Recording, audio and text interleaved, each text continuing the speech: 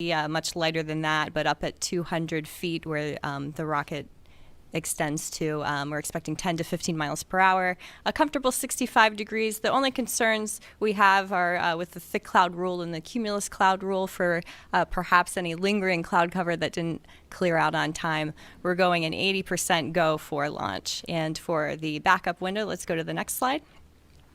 Okay, now the delay window is actually 72 hours after. So we're looking at for the really early Tuesday morning for this. So this isn't, because this is more in the future, it's a little bit harder to nail down what the weather is going to be, just because models diverge a lot as we get into the future.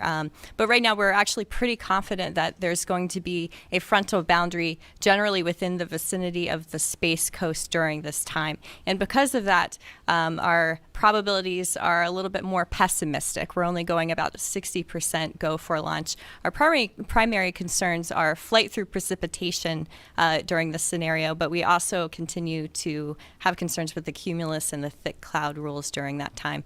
Our winds do still look to be pretty light, though, during that time out of the north-northeast, 10 to 15 miles per hour, with a temperature of 62 degrees. And that is all I have for you. Enjoy the launch. We will now take questions from those of you in the room. To ensure that everyone has a possibility of trying to ask a question, we ask that everyone keeps it to one question only. When I call on you, please state your name and affiliation and to whom you're addressing your question. So we'll start with Marcia. Marcia Dunn, Associated Press for Hans. You used the word historic. Could you talk about, this is all brand new territory for SpaceX. Could you talk about what this means to the team, your team, and the emotions that are going on right now? And I'm also wondering if since last Friday you've gotten wind of the Dragon Rider's name. About the what? The Dragon Rider's name, the mannequin's name. Oh yeah, good. Yes. Yeah, I mean, SpaceX was early on. Our goal was human spaceflight, and obviously towards Mars. So the human spaceflight part is a core value business of SpaceX, and so and we've been working on developing rockets and spacecraft for, I guess, close to 17 years by now, and this is basically for the team. It's a combination of what we were founded for to some extent. Yeah, I mean, this is what we wanted to do. Early Dragon 1 had a window on the side, and this was clearly a hint to everybody. We want to fly humans into space, and we want to do this. This is our goal. This is why we're actually there. So clearly super important for us, and incredible. I guess both important and important that we do this and get it done right and continue then flying more and more human missions over the next couple of years. I'm actually humbled by being at that point after almost 17 years of working this. It's pretty amazing to do this. And with respect to the, well, I said dummy. It's actually a smarty, right? It has lots of sensors, so we call it a smarty. And her name is Ripley. Her name is Ripley. Yes. Alien. Let's go to Bill Harwood. Bill Harwood, CBS. Pat, since you're here representing the crew office, can you maybe give us a little perspective? Hans mentioned the flight termination system gets activated at 37 minutes. And load and go, of course, is something totally unique to SpaceX when it comes to human spaceflight. So can you maybe give us the crew's perspective on putting the astronauts on board before fueling, in the wake of the COPV problems in the past and all of that, and the flight termination system, how comfortable you guys are with that whole sequence? Well, obviously, the safety of our crew is most important to us, and working with SpaceX, understanding this process and the reason they do it and how they do it, we came to the conclusion that this was an acceptable risk that we were willing to take. I can turn it over to Kathy if I need to, but we got comfortable with it. We would not be doing it if it was not what we had agreed to. Well, Are there anything Can I specific? correct one term? The term flight termination means something else. You're talking about the launch escape system. Very, very different. The flight termination system, a traditional one, stops the rocket, and the launch escape is actually the one that saves the astronaut. I'm sorry, but I that's what I understand. meant. I appreciate it. Well, I'll just leave it at that then. What the heck? Irene. Thanks. Irene Klotz with Aviation Week. Maybe for Joel, what was the resolution of the issue that the Russians had with the Dragon flight computer not having a backup or a separate box for approach? And also, if there were any variances that needed to be granted for this flight, I guess that would be for Kathy. Thanks. I'll take the first question. So we agreed with Roscosmos yesterday on a protocol of the approach. Actually, through discussions with them, explaining the steps that SpaceX has taken in order to ensure the safety, they asked for some additional steps. What would happen, even though it's a very remote case, what would happen if it were to happen? And they wanted us to take some steps where we would protect the space station, close another hatch or two, have the Soyuz, have the crew ready to go with the Soyuz. We agreed to do that. We worked that with the crew. And if you were to have this very remote failure, so everything's working fine. We also have, we have gates throughout the profile that says the spacecraft has to meet these gates in order to go forward. So this would be everything is still working, and then you would have this failure that they're worried about. Then we would take these extra measures. But they're agreed with that. The flight control teams are working with that. They're finalizing the procedures today, and they agreed and concurred. They signed the protocol to concur with the launch and docking. So there's really two sets of requirements that govern this mission. The most important set really is the 508, what we call the 50808, which is the visiting vehicle requirements that stations defined for all vehicles coming to the International Space Station. All vehicles have variances to those requirements because they're tailored for particular vehicles. But I'll tell you, Irene, both programs have gone through and assessed the variances and accepted it. And like Kirk talked about last Friday, we understand the risks and have accepted them and closed them out for these flights. Can you be any more specific? I mean, we can. I don't have the whole list of variances off the top of my head, but I mean, there's always tailoring that's involved, and there's always specific limits for each system. But overall, there's no compromise on the ISS crew safety and assessment of that. So all of our basic requirements have to be met from a crew safety perspective and assessed with the tailoring and the risk acceptance in each of those statements. I can't give you, off the top of my head, all the variances. I'd be a very smart program manager, and I need to work on that a little bit more. So, Okay, Chris. Directly behind Chris Davenport. Hi, Chris Davenport from the Washington Post. For Hans or Kathy, I guess. At the briefing on Friday, Gerst had talked about some problem with the thrusters on the Dragon, and I didn't quite understand what the problem was or how you're going to mitigate that for this flight, because that was the first time I'd heard about that. I wonder if you could just understand that maybe a little bit better. well, I think I can talk about it a little bit because we've been working as a joint team on it. I think there was, we always learn about the vehicles, and the SpaceX folks had gone through thermovac testing last summer, and obviously as you understand thermally how the vehicle is going to operate during the regime, they were applying that thermal environment then to their Draco testing, and ended up finding out that for the full environment that we were expecting this mission to be originally operated within, the Dracos didn't like that environment. They weren't operating that well within that environment. So actually what NASA and SpaceX have done and worked together on is developing a operational mission that constrains the operating temperature that those thrusters then have to work within. and to be able to safely accomplish the mission. So we're obviously, it's another place you learn while we're doing our integrated testing. We're taking that learning and we'll apply that learning to the crewed Dragon, and we'll be applying heaters to the lines and doing different things to make sure that for the DM2 mission, we're not having to constrain the mission in the same way. Hopefully we explained it a little bit better the second time around. Sorry. Question right here. Ken Kramer. Hi, thanks. Ken Kramer for Space Up Close Rocket STEM. First, good luck on everything. It is a very exciting day, like you said. For Hans, my question is, can you tell us how close the Demo 2 is going to be to this Demo 1? Are all the systems the same, especially life support? Or are there some systems you still need to work on and add for the Demo 2 capsule? Thanks. Yeah, I would say the systems are very similar, but there's still some work to be done. You mentioned life support. The system on Demo 2 is slightly bigger for a bigger size, basically, yeah?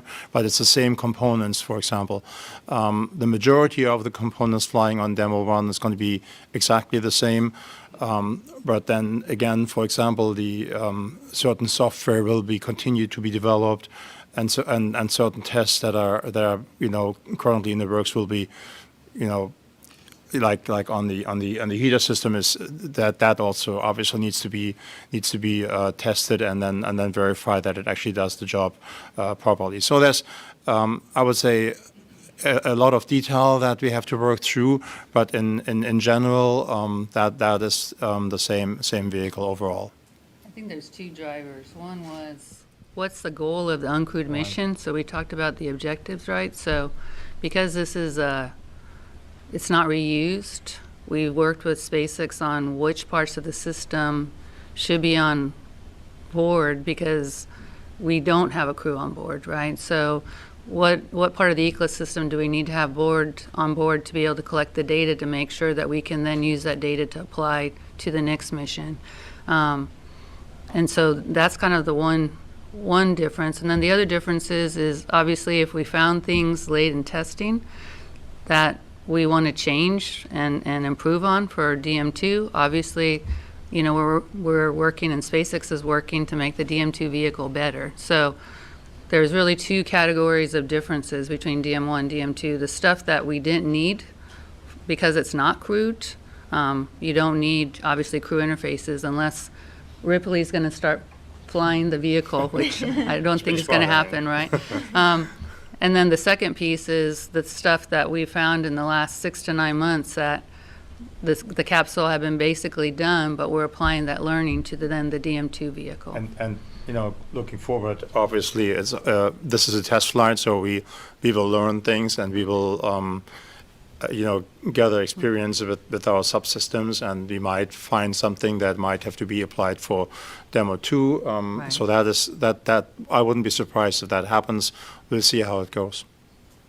But any changes you might need to make, you could still think you would make the July target? Depends a little bit on how it goes, but if we find, there's really a lot of ingenuity in both teams here. Yeah? For example, that thruster thing that we found, I think the solution is really great, and we worked this through in a relatively short time. So if it's something similar like that, I would expect us to find a similar operational solution here. Okay, we'll take one last question in the room before going to the phone bridge.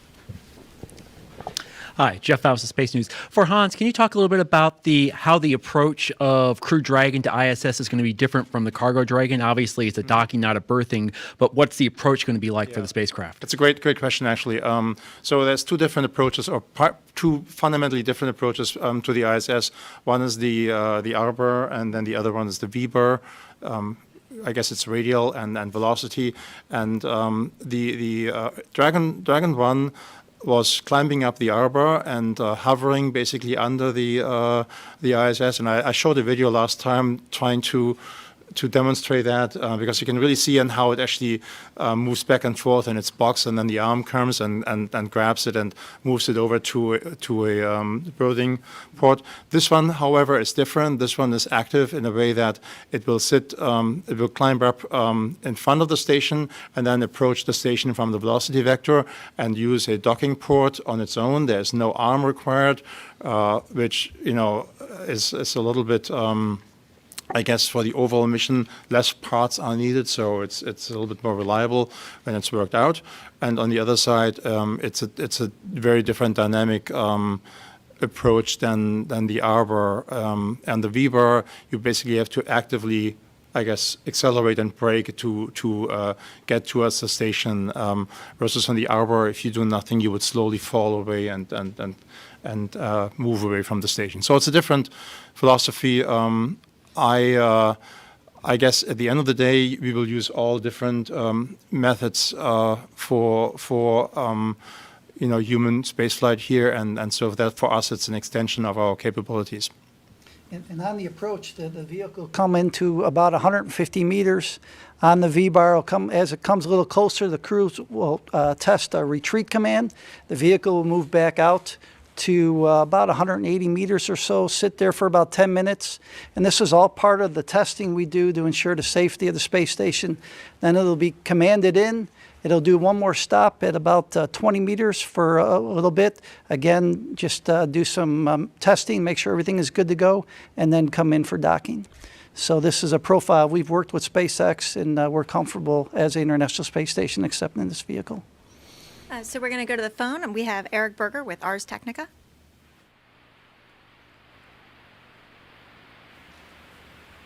Address the plans for hatch opening on station when this Dragon docks up on station, assuming everything goes well. I take it there's some kind of maybe ceremony plan or something like that?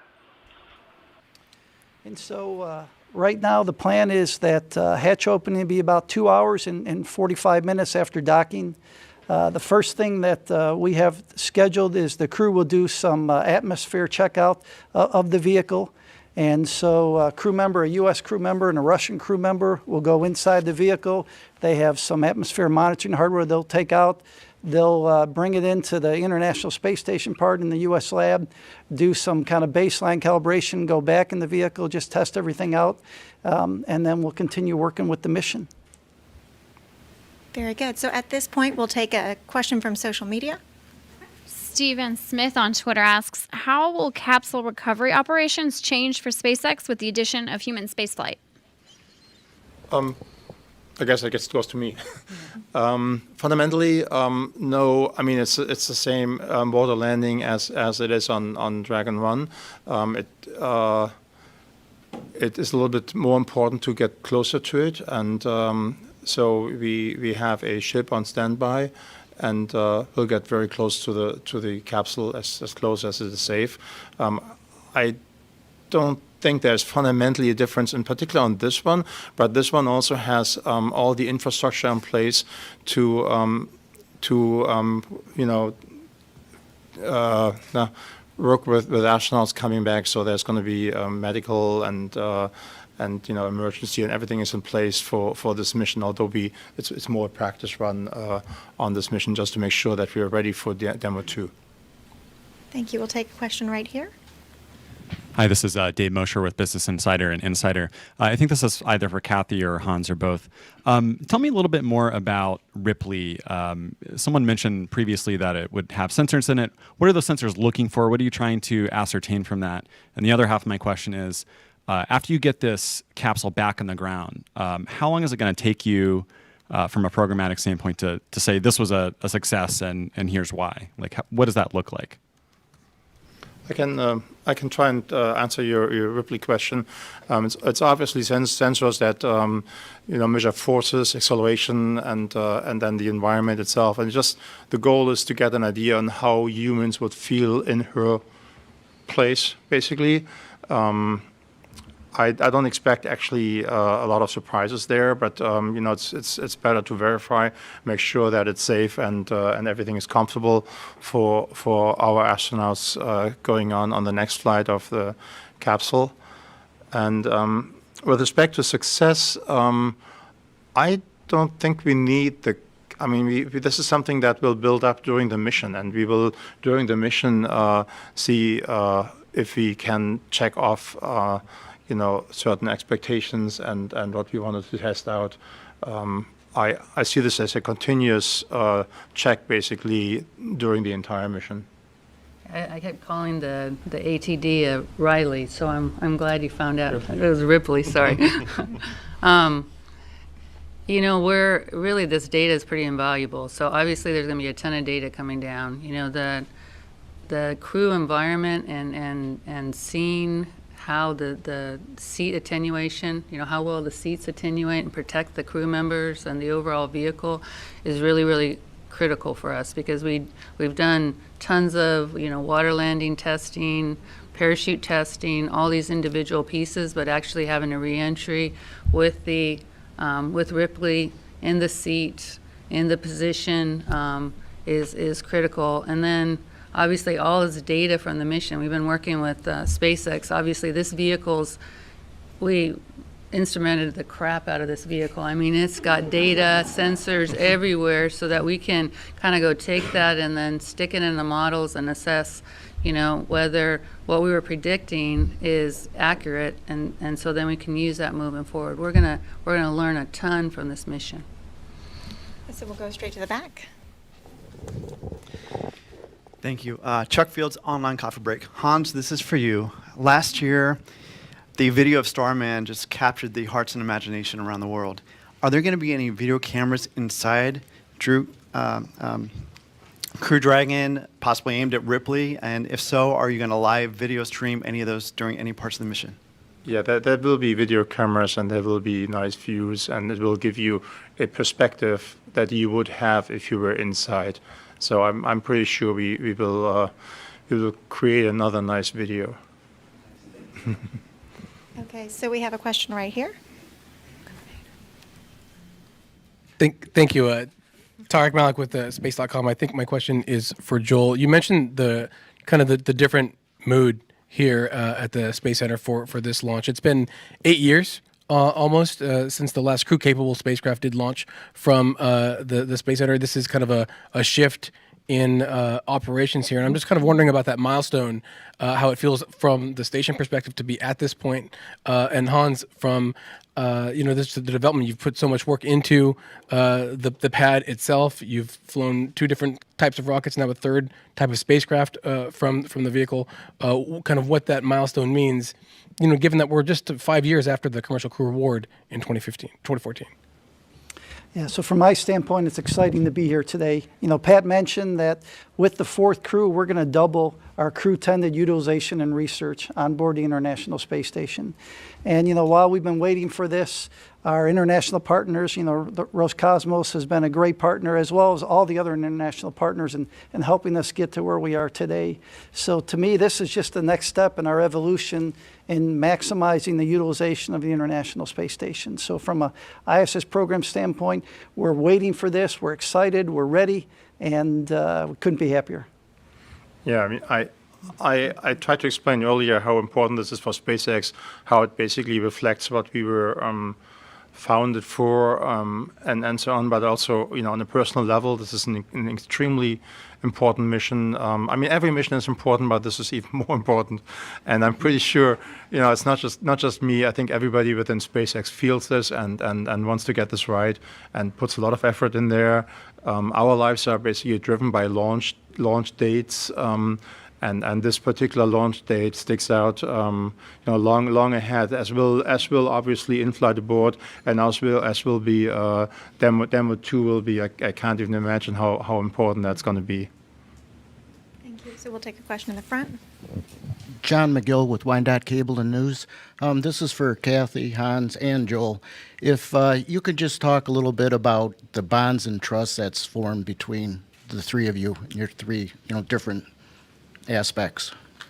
I think the amazing part of this whole mission is honestly that it is about 3 partners. I mean, we would not be here where we were today if we didn't have SpaceX's ingenuity, space station's patience and the commercial crew program teams, continued endeavor to try to do things a little bit different and listen to their partners, right? And so it's really taken all three of us working together and sometimes tussling a little bit, but, figuring out really how to make this work as a team. And as a team, we're going to fly, and as a team, we're going to accomplish this mission, and it's going to be a real amazing thing. Yeah, I mean, it's to some extent an experiment to put two organizations together that are as different as SpaceX and NASA. But, one thing we learned, actually, we're not that different in the end.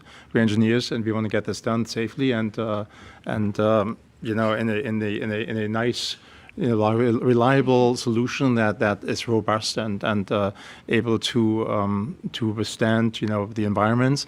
So obviously we had to get to this point where we learn from each other, and I personally, I'm convinced this made certainly SpaceX better to have NASA guide us and to look at requirements and try to question the requirements and then what's the true reason behind those requirements, and then basically comply with the overall safety culture that NASA, I guess, taught us, I would say, to some extent, and so I feel like it certainly made a better SpaceX and made better engineers out of the SpaceX engineers, and I really appreciate that very much. And I definitely can tell you it made better NASA engineers out of the experience too. And to me, it's like a family. We've had the luxury of working with the SpaceX team on cargo missions and learning, how they operate. They've learned how we operate, bringing in the commercial crew program and bringing the three of us together. It's been fantastic. I mean, when you work with physics, that's the coolest thing, because physics is the same no matter where you go. And we work together. There's things where, hey, we have this requirement. Maybe we can't, get exactly what, can you help us there? And, the ISS program helps, or commercial crew program helps, or SpaceX helps. We're all given, it's pulling and pushing throughout the process. It's been incredible. You make friends. Our engineers are calling up different people in the crew program and the SpaceX team and vice versa. And they're doing not only work stuff, but they're doing family things too. So to me, it's been fantastic. So we have time for one last question. We'll go right here. Hi, Robert Perlman with Collect Space. I think for Hans, can you talk a little bit about the launch control for this flight? Are you flying out of the LCC or out of the Cape Side? And what size is the team? And are you integrating NASA people into the team for this launch? Yeah, it's an excellent question. We are actually in firing room 4 at the, I guess it's called the Launch Control Center too. They're all called launch control centers. I guess, historic Apollo/shuttle control center right in front of the VIB. It's pretty amazing to be in there. We basically moved our consoles are pretty much just monitors and software, so we moved them over there, and we enjoying a great view to the pad. We integrated NASA operators within us, so we are. The team on the SpaceX side is pretty much the same size, but then we integrated NASA in preparation to the crew interface. So we had several missions where we trained that. It worked very well. I'm really looking forward to sit between Kirk and Steve there, and we also integrated NASA into the decision flow. So it's going to be a joint team launching this rocket and controlling Dragon on the way to the ISS. And when do you hand off to Hawthorne? What's the milestone? We typically hand off to Hawthorne. It's very similar right after separation. Hawthorne takes over. But it's interesting. These control rooms, you do what you do, and I often don't realize where I am. Except when I look up and I realize, oh, I'm actually in Florida, or I'm in Hawthorne. Yeah, I do the same job for almost every launch these days, and it's very I want to say it's very virtual. You just focus on what you see and what you hear on your headset. Okay, so that's going to wrap things up here for today. For the media here at Kennedy Space Center, the NASA administrator will be joined by our NASA astronauts assigned to SpaceX missions. Tomorrow, they will be here at 4 p.m. to do a media Q&A.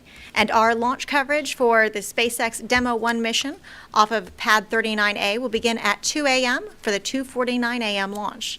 To follow along with this mission, you can follow along at www.nasa.gov/commercial crew. And to follow along once it's attached to station, please follow along at www.nasa.gov/station. Thank you so much.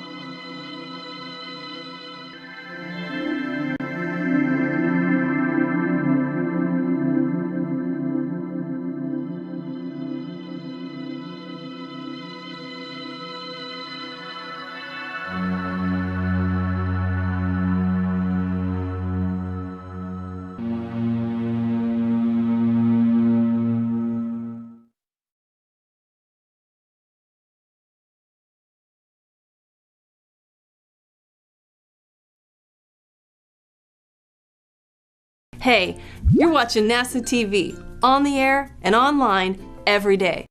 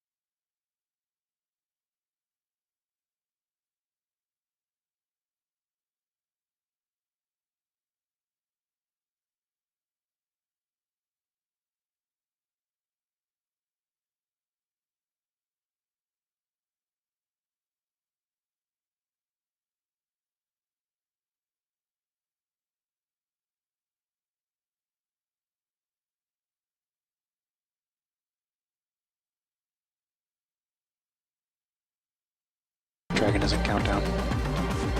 5, 4, 3, 2, 1. Ignition.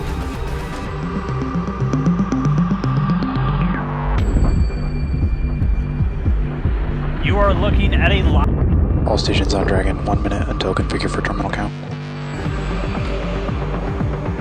T-minus 30 seconds.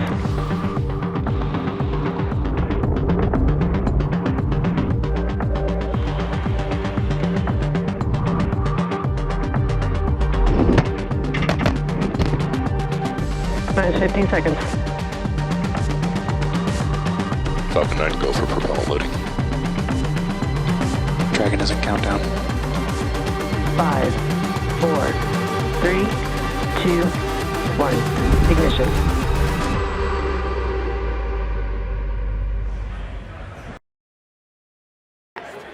We'll be bringing you live coverage from not only here at SpaceX headquarters in Hawthorne, California, but also NASA's Kennedy Space Center in Florida, as well as the Johnson Space Center in Houston. As many of you probably already know, the purpose of today's mission is to demonstrate the ability of SpaceX's Falcon 9 rocket and the Crew Dragon vehicle to carry people safely to and from the International Space Station. Today's mission is a test flight. While there are no actual humans on board, we're going to be executing every step of this mission as if there were. It's worth noting that for purposes of this broadcast, we will be using the terms Crew Dragon and Dragon interchangeably to refer to this next iteration of our spacecraft. The Dragon we fly for our CRS missions has already made 16 visits to the International Space Station, but this is the first time that Crew Dragon is making that journey. From start to finish, this mission will last approximately 6 days, and it's going to start with liftoff just under an hour from now. Once Falcon 9 has lifted Dragon into orbit, the spacecraft will make its way to the space station over a period of approximately 27 hours.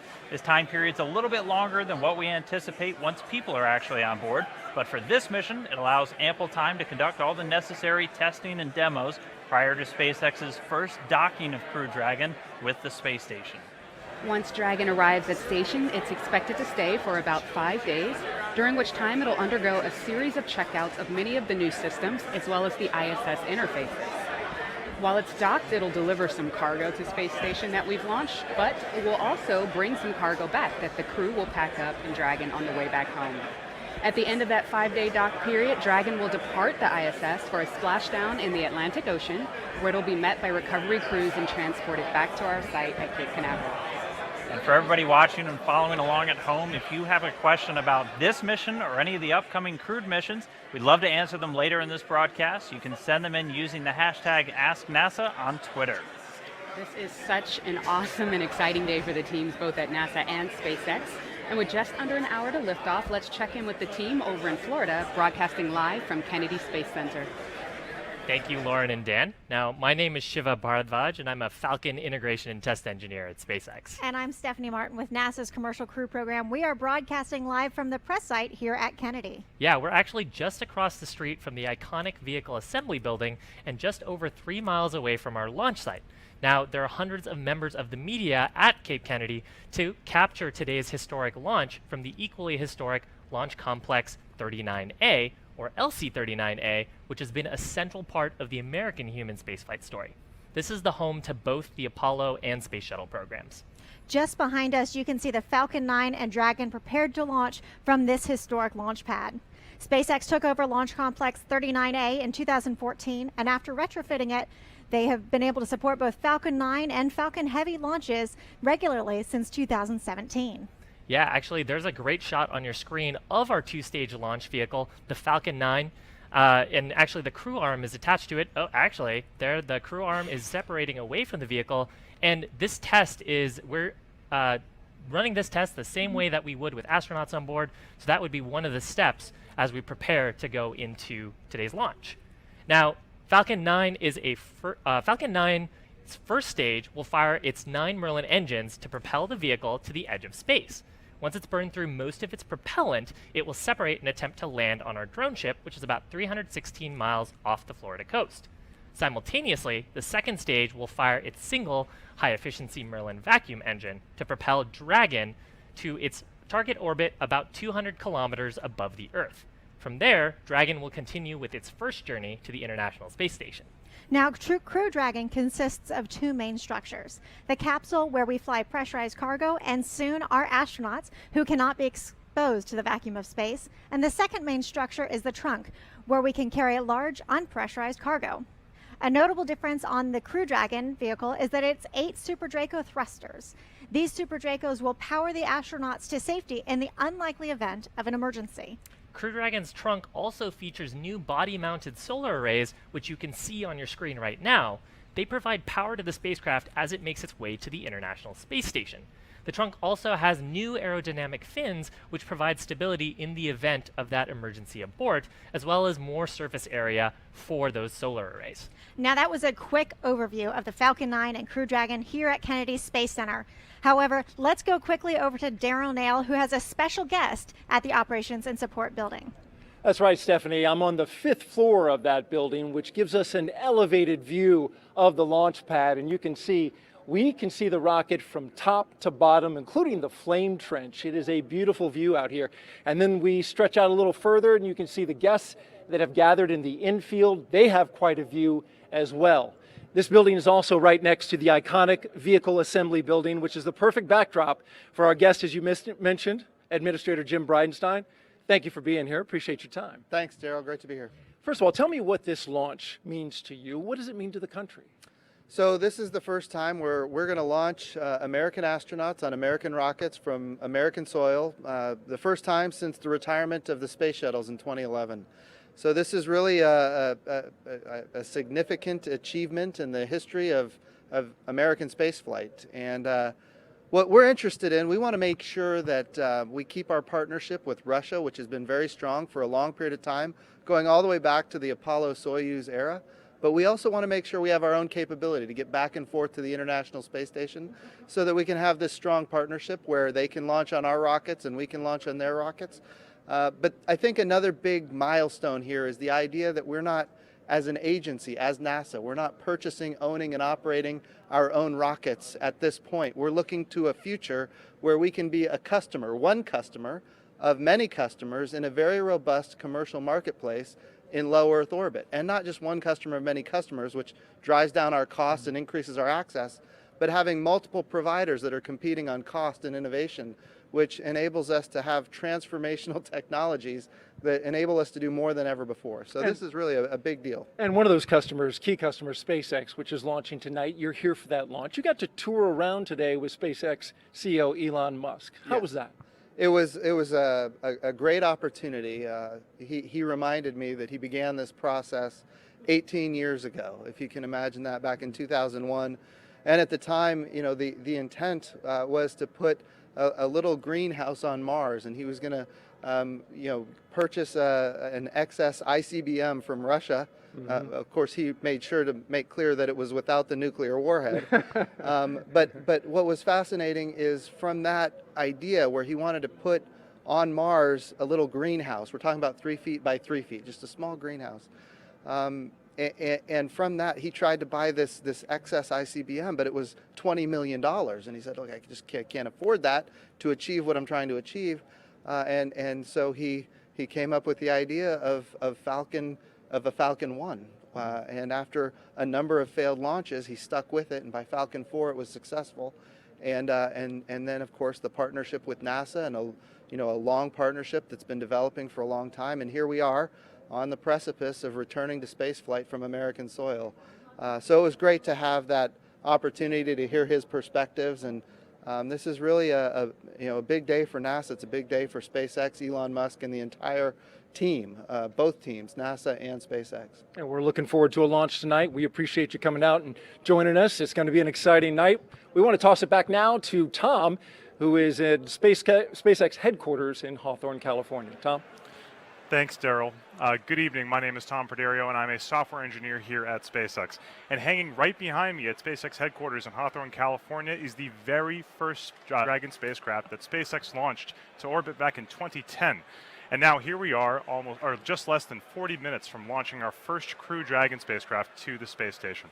It's currently T-minus 38 minutes and 40 seconds, and the SpaceX team is working no issues for launch. Here's where we stand on the rocket, the spacecraft, and the launch. For For the Falcon 9, the critical go, no-go poll was held at about T-minus 45 minutes when the SpaceX launch director polled the teams to assess their readiness for launch. All teams are currently go for launch, and we are ready to begin propellant loading on the rocket at about T-minus 35 minutes. In fact, you may hear final instructions for the team in the background on the launch nets. For the Dragon spacecraft, earlier today, Dragon operators performed a series of checkouts across all of Dragon's flight systems, and the capsule is also currently go for launch. If this were an operational mission, late load cargo would have already been loaded onto Dragon the day of launch, which would have been earlier today, and the crew would already have boarded via the crew access arm. Once everyone is safely on board, SpaceX would retract, or you saw SpaceX just retract the crew access arm, which activates the launch escape system, and this allows the initiation of a pad escape in the event of an emergency. The range currently is supporting us for a launch today, no issues with that. With weather, there are three main categories of weather things that the SpaceX and the range looks for. One of those is upper level winds, the other is ground level winds, and the other is the anvil, cloud, and lightning rules. Right now, there's no weather constraints for launch today. So as the team has mentioned, there are no people on board Dragon today, but we do actually have one special passenger flying, and her name is Ripley. You can actually see her sitting there in the live views we have from Dragon, getting ready for launch. Ripley will be gathering some very important data for us in advance of our first crew missions, and she's also taking up a zero-gravity indicator in the shape of the Earth, which you can see the blue Earth figure right next to her in the seat closest to the camera. Once we are clear of the Earth's gravity, that zero-G indicator will be free to move about the cabin. Let's take a closer look at Ripley's role and on her trip to the International Space Station. As a part of our Demonstration 1 mission, we have a special passenger on board. The technical term for a special passenger is an anthropomorphic test device, or in short, an ATD. But we're just going to call her Ripley. My name is Ali Reza Farjud, and I'm a senior dynamics engineer here at SpaceX. Ripley's job is to feel everything that an astronaut will feel when they fly on Dragon. She is essentially full of sensors across her body, including the head, neck, and spine. For this mission, Ripley is going to use 10 out of her 30 sensors to give us all the information we need about the most sensitive parts of her body.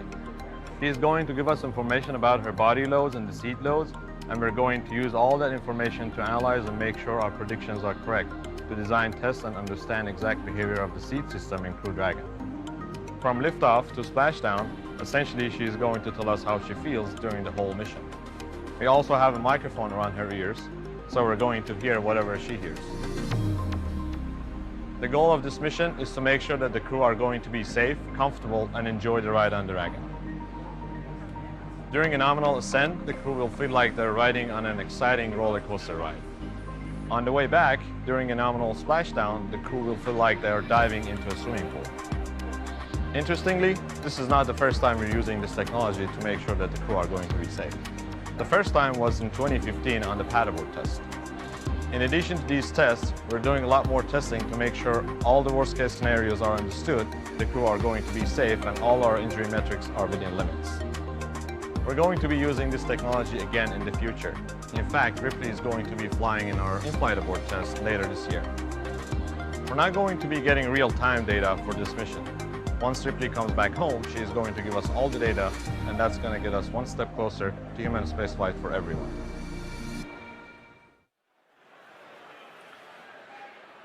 We are at T-minus 34 minutes and 38 seconds. The call for propellant load is coming up in just a few moments here, so let's listen in for that call out on the nets.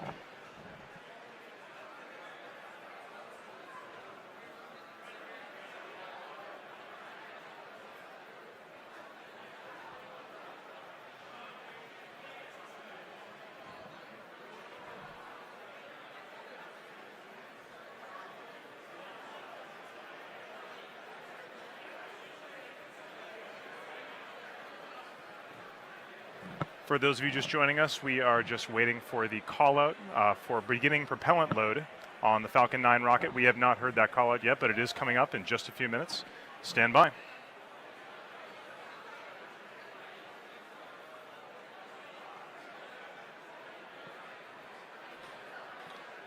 So while we're waiting for the call out for that prop load, we're going to go over to McManus Woodend at Banana Creek to get a sense of how the feeling is at the Cape.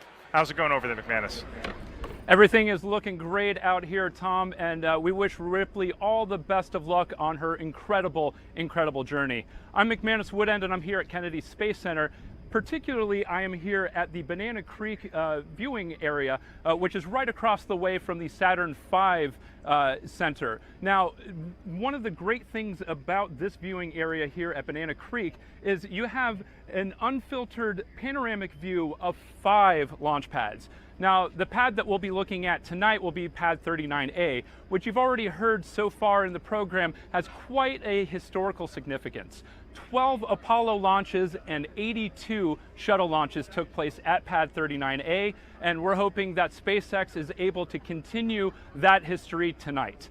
Now, if you look at the crowd, they're starting to still filter in, but we're looking at roughly 1,700 in attendance tonight. The vast majority of them are from here in America, so the sentiment of an American-built rocket being launched from American soil, and with the anticipation of American astronauts later this year being flown on that rocket is pretty high. But that's not to say that it's a complete home team type of a game. We do have quite a few representatives from other foreign countries that bring a unique perspective to this launch because they look at it from a global perspective. So just imagine, if you will, somebody in this audience tonight has the ability at some point in time in their lives to board a rocket, fly to space, and then look down at the Earth instead of through the lens of a NASA photo, which we've all become so accustomed to, but with their very own eyes. So with that in mind, those two are the main talking points that I've had with many of the folks here in the audience. So as you can imagine, the anticipation and the energy is quite strong. But as you can see, everyone is starting to settle into their seats and they're getting ready to enjoy this amazing launch. So with that in mind, let's go ahead and send it back to Shiva and Stephanie right down the road at our studio. Guys? Thanks, McManus. That's an awesome crowd out there. Now, we do want to let you guys know that propellant loading has begun on the Falcon 9. Now, also, as a reminder, today's launch is a test flight, and while SpaceX has been transporting cargo to and from the International Space Station since 2012, this flight is the first time that we'll be launching a Crew Dragon with the upgrades to Falcon 9 and Dragon that will allow us to fly astronauts. Now, we haven't launched astronauts from the U.S. soil to the International Space Station since the Space Shuttle Atlantis landed in 2011. Today's launch is a major test to help us restore that capability to America, with the idea that one day space travel won't just be for NASA astronauts. Stage 2, present for flight. Ground gas closeouts are complete. Go for launch. The purpose of the Commercial Crew program is to return to our nation the capability to fly our astronauts to the International Space Station. 5, 4, 3. The Commercial Crew program is the beginning, I think, of an entirely new era. 1. Liftoff. Astronauts taking flight once more from American soil as the nation begins a new chapter of space exploration. Up until now, it's been governments that have sent people into space. And working with our NASA partners, we are on the doorstep of being able to open it up to a much greater population. It's not often that you get to be part of developing a spacecraft from scratch. That opportunity comes along after many decades. Both of our companies, Boeing and SpaceX, are incredibly capable companies. It's just an awesome feeling to see the hardware coming together and seeing, the excitement of the technicians, of the engineers. It's going to be wonderful to see the crowds come back. This is great, to get the public kind of re-engaged on human spaceflight again.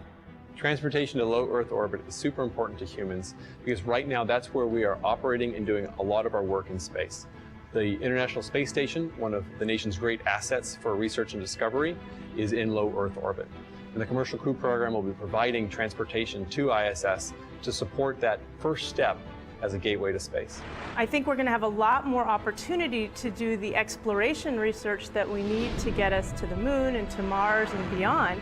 There's a larger group of us that are dreaming that potentially could have a ride someday and be working in space.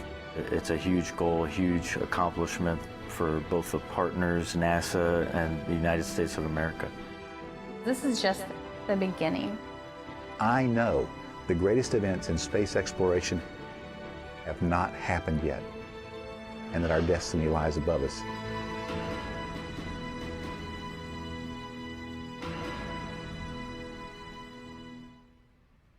Unlike traditional NASA programs where we gave very prescriptive requirements, for commercial crew, NASA set high-level requirements based on our 50 years of human spaceflight experience for Boeing and SpaceX to meet.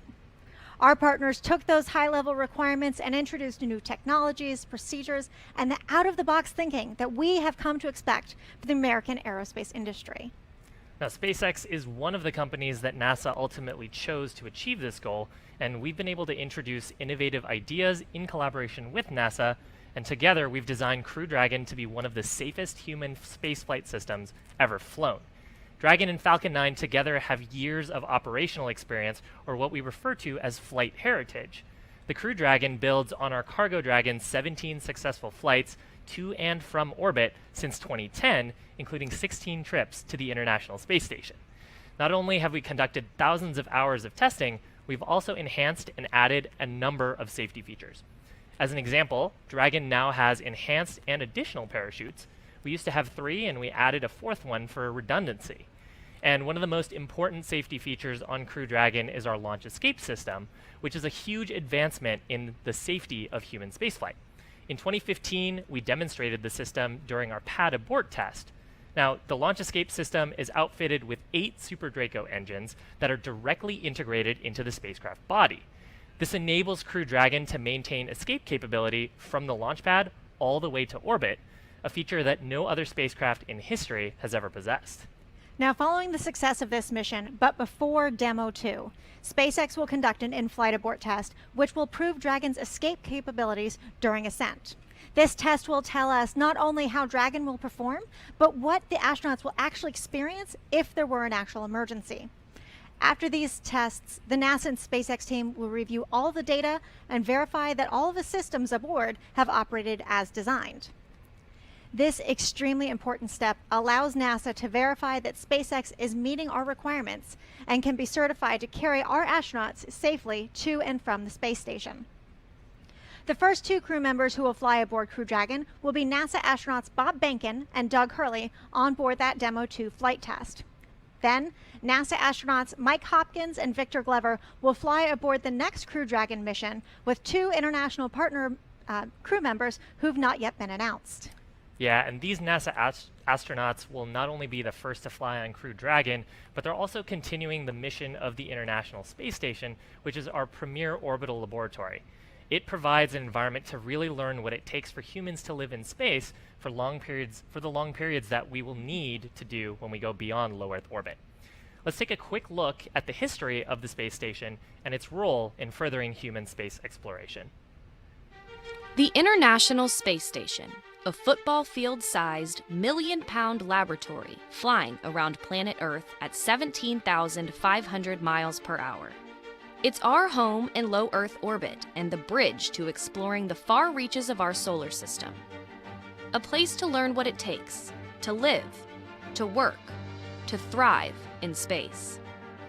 Thanks to space agencies representing more than a dozen countries around the world, it went from the drawing board to liftoff when the first piece flew into space in 1998. That kicked off over a decade of construction, hauling the station to orbit piece by piece on NASA's space shuttle and Russian rockets.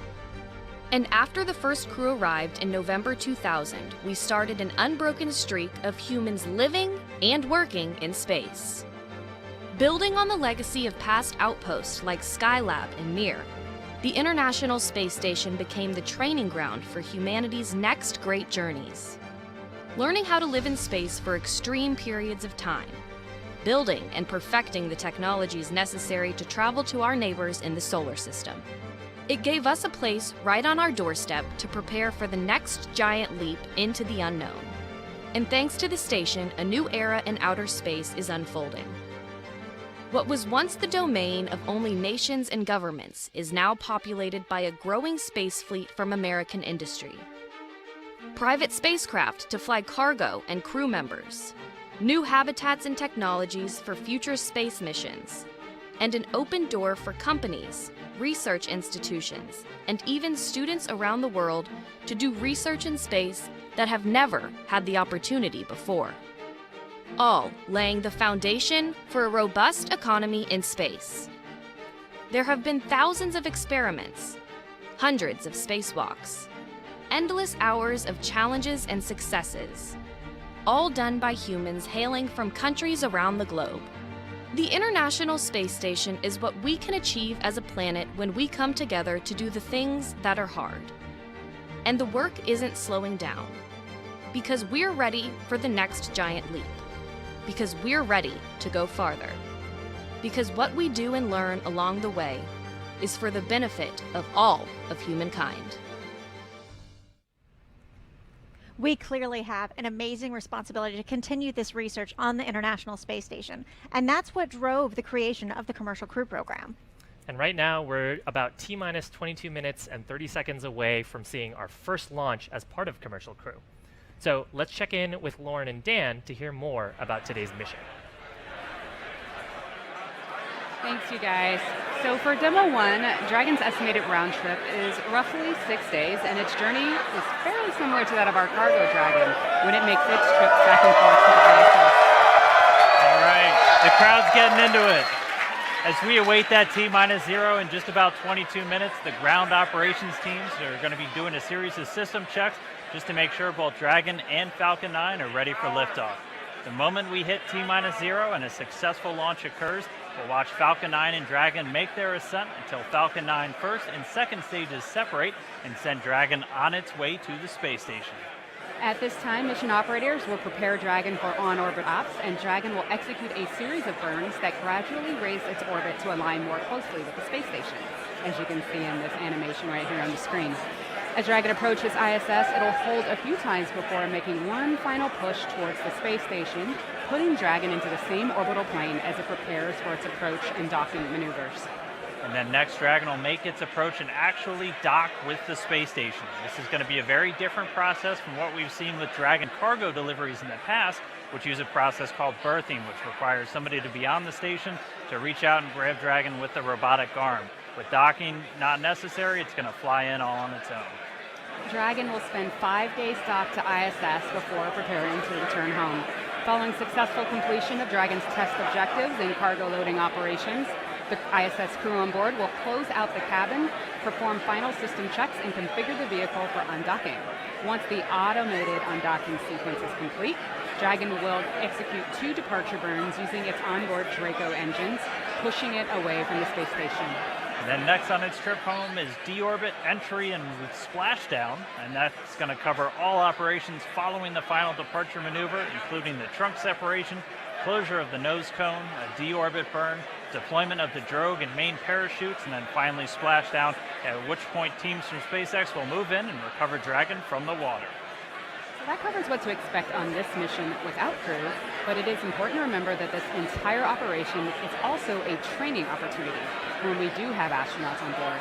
So let's go now to NASA's Jennifer Wolfinger at Kennedy Space Center with more on what's going on behind the scenes to prepare for Demo 2. Thanks, Lauren. Ripley may be the only passenger on board this time, but our NASA and SpaceX teams are treating this launch as if Bob Behnken and Doug Hurley are flying in Crew Dragon, because next time they will be. On launch day with the commercial partners, as soon as the crew walks into this room, the suit room, I officially hand them over to the partner. So SpaceX or Boeing officially takes charge of the crew at that point. As NASA's Vehicle Integration Test Office Chief, veteran shuttle astronaut Shane Kimbrough plays a big part in insulating the crew before launch.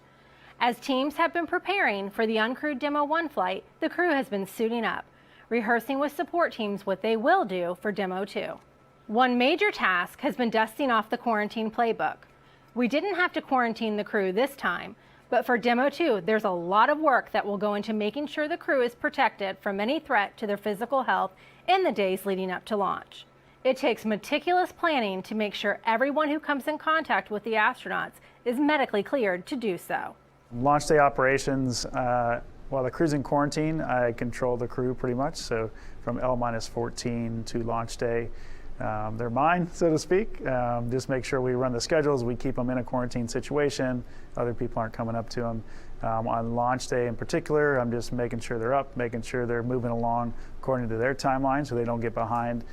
And making sure they have a chance to connect with their families before they head to the launch pad. One last look at your family and one last time to talk to them and tell them you love them, and you'll be back seeing those kind of things. Right now, the Demo 2 crew is closely monitoring the pre-launch milestones inside of SpaceX's Launch Control Center, including propellant loading that began just a short time ago. The crew is using this morning to train for what will happen on Demo 2. Everything from strapping into their seats to being prepared to abort in the unlikely event of an emergency. These kinds of rehearsals are not new to the test teams, but this morning's Uncrewed launch is more than just a simulation. It's their first chance to practice the real thing. We've touched on all the preparation leading to this moment. Now let's talk about where the crew is heading, the International Space Station. Joining me to discuss this is David Brady. He's a scientist with the International Space Station program. Thank you for joining us. Oh, you're welcome, Jennifer. Our viewers have been submitting questions on social media using the hashtag AskNASA. Let's check them out. Okay. At FlipFlopLife83 says, I can't imagine life without the science you guys accomplished up there. Do you think that this will help prolong space station missions? Oh, absolutely. And it's so exciting to see the folks involved in this or out there that are so interested in the science, because after all, we're all here to celebrate the how, but we need to talk a little bit about the why. And the why is that Space Station exists as a world-class facility to do research in space. So we're hoping that our CCP capability is going to double the amount of research that we can do in terms of time. Now you might ask, how can you double the amount of research by adding one crew member? Well, as you know, the crew spends a lot of time maintaining the vehicle. They also have to be available for spacewalks. And for every visiting vehicle that comes and goes, they're an integral part of that. Once all that is covered, adding an additional crew member should provide the capacity to do nothing additional other than research. So we're very excited at the capacity to do that, because we're looking forward to even more discoveries, enabling more exploration, discovering things that will help commercial companies, and also benefiting people on Earth. It's so exciting. Oh yeah, it's really cool. Let's see what our next question is. At JCS Amadora asks, will any cargo be returning from ISS with Crew Dragon back to Earth? And we're expecting to be able to fly up about 200 pounds of cargo and also fly back 100 pounds of cargo, which may not seem like a whole lot, but one of the things that it'll be useful for in the research area is that, for example, we do a lot of life science research. And that life science research is dependent on biological samples. So as you might imagine, if you're a researcher that does biological research, you're looking forward to getting your samples back as often as possible, so you have flexibility in doing your research. So the new CCP capability, that's another thing that it will provide for us. That's great. That's all the time we have, unfortunately. Thank you so much for sharing your insights with our viewers. You're welcome. Let's check back in with Stephanie and Shiva for an update. Thanks, guys. We really love hearing the questions from the fans of today's launch. It's really awesome to hear those. Now, we would be remiss if we didn't tell you about the storied launch pad that Falcon 9 will lift off from today, which is Launch Complex 39A. It's also called Pad A here in Florida, and it's the site of many historic launches. It's where NASA astronauts launched to the moon, and as Daryl Nail is going to tell us, it's where SpaceX has completed a 21st century makeover to the launch pad, launching us into the next generation of human spaceflight. In the 1960s, NASA needed a new, bigger, and better launch pad, one capable of sending astronauts on historic journeys to the moon and back. To get there, that new pad needed to be capable of launching the most powerful rocket of its time, the mighty Saturn V. And so, in 1962, NASA began building the answer, Launch Complex 39A. At the bottom, a flame trench 1.5 football fields long. And above it, a launch tower connecting to a new concept at the time, mobilized launch platforms. With highly explosive rocket fuel nearby, an emergency escape system was added. NASA engineers designed a high-speed elevator and a 200-foot-long escape tube down to a blast-resistant bunker 40 feet underground. In November of 1967, NASA launched the first successful test flight of an unmanned Saturn V rocket from Pad 39A. Historic missions to the moon followed, and another pad, 39B, was added. Decades later, 39A and B were modified to support the Space Shuttle program. And liftoff, the final liftoff of Atlantis. From the 1980s all the way to the last launch in July of 2011. After that, the pads went dark. 3 years later, Pad 39A got a new lease on life. You see, NASA no longer needed 2 launch pads, so they upgraded it, and in 2014, SpaceX signed a 20-year lease agreement to launch their own rockets from here, as well as astronauts. And they'll be lifting off from the exact same place that Shuttle and Apollo astronauts once did. First, SpaceX needed to upgrade the pad. The massive rotating service structure used to load cargo into the space shuttle was removed. And the most recent addition? A new crew access arm, a modernized steel and aluminum structure so NASA astronauts can bridge the distance between the launch tower and the Dragon crew capsule. Just under 6 years after the last space shuttle launch, fire and smoke returned to 39A when SpaceX launched NASA's 10th cargo resupply mission to the International Space Station. And a year later, SpaceX showed off the pad's versatility, launching a triple-boostered Falcon Heavy rocket on a test flight. And that helped propel the number of launches here over the century mark, and more are planned. NASA and SpaceX have a contract to send astronauts to the International Space Station a half-dozen times, and they're going to do it from right here at Pad 39A. And the entire SpaceX team is truly honored that we're going to be launching astronauts again from Pad 39A. At a little over 11 minutes, let's go back to this team at SpaceX headquarters in Hawthorne for an update. Thanks, you guys. So SpaceX has been flying cargo dragons. Everybody's super excited.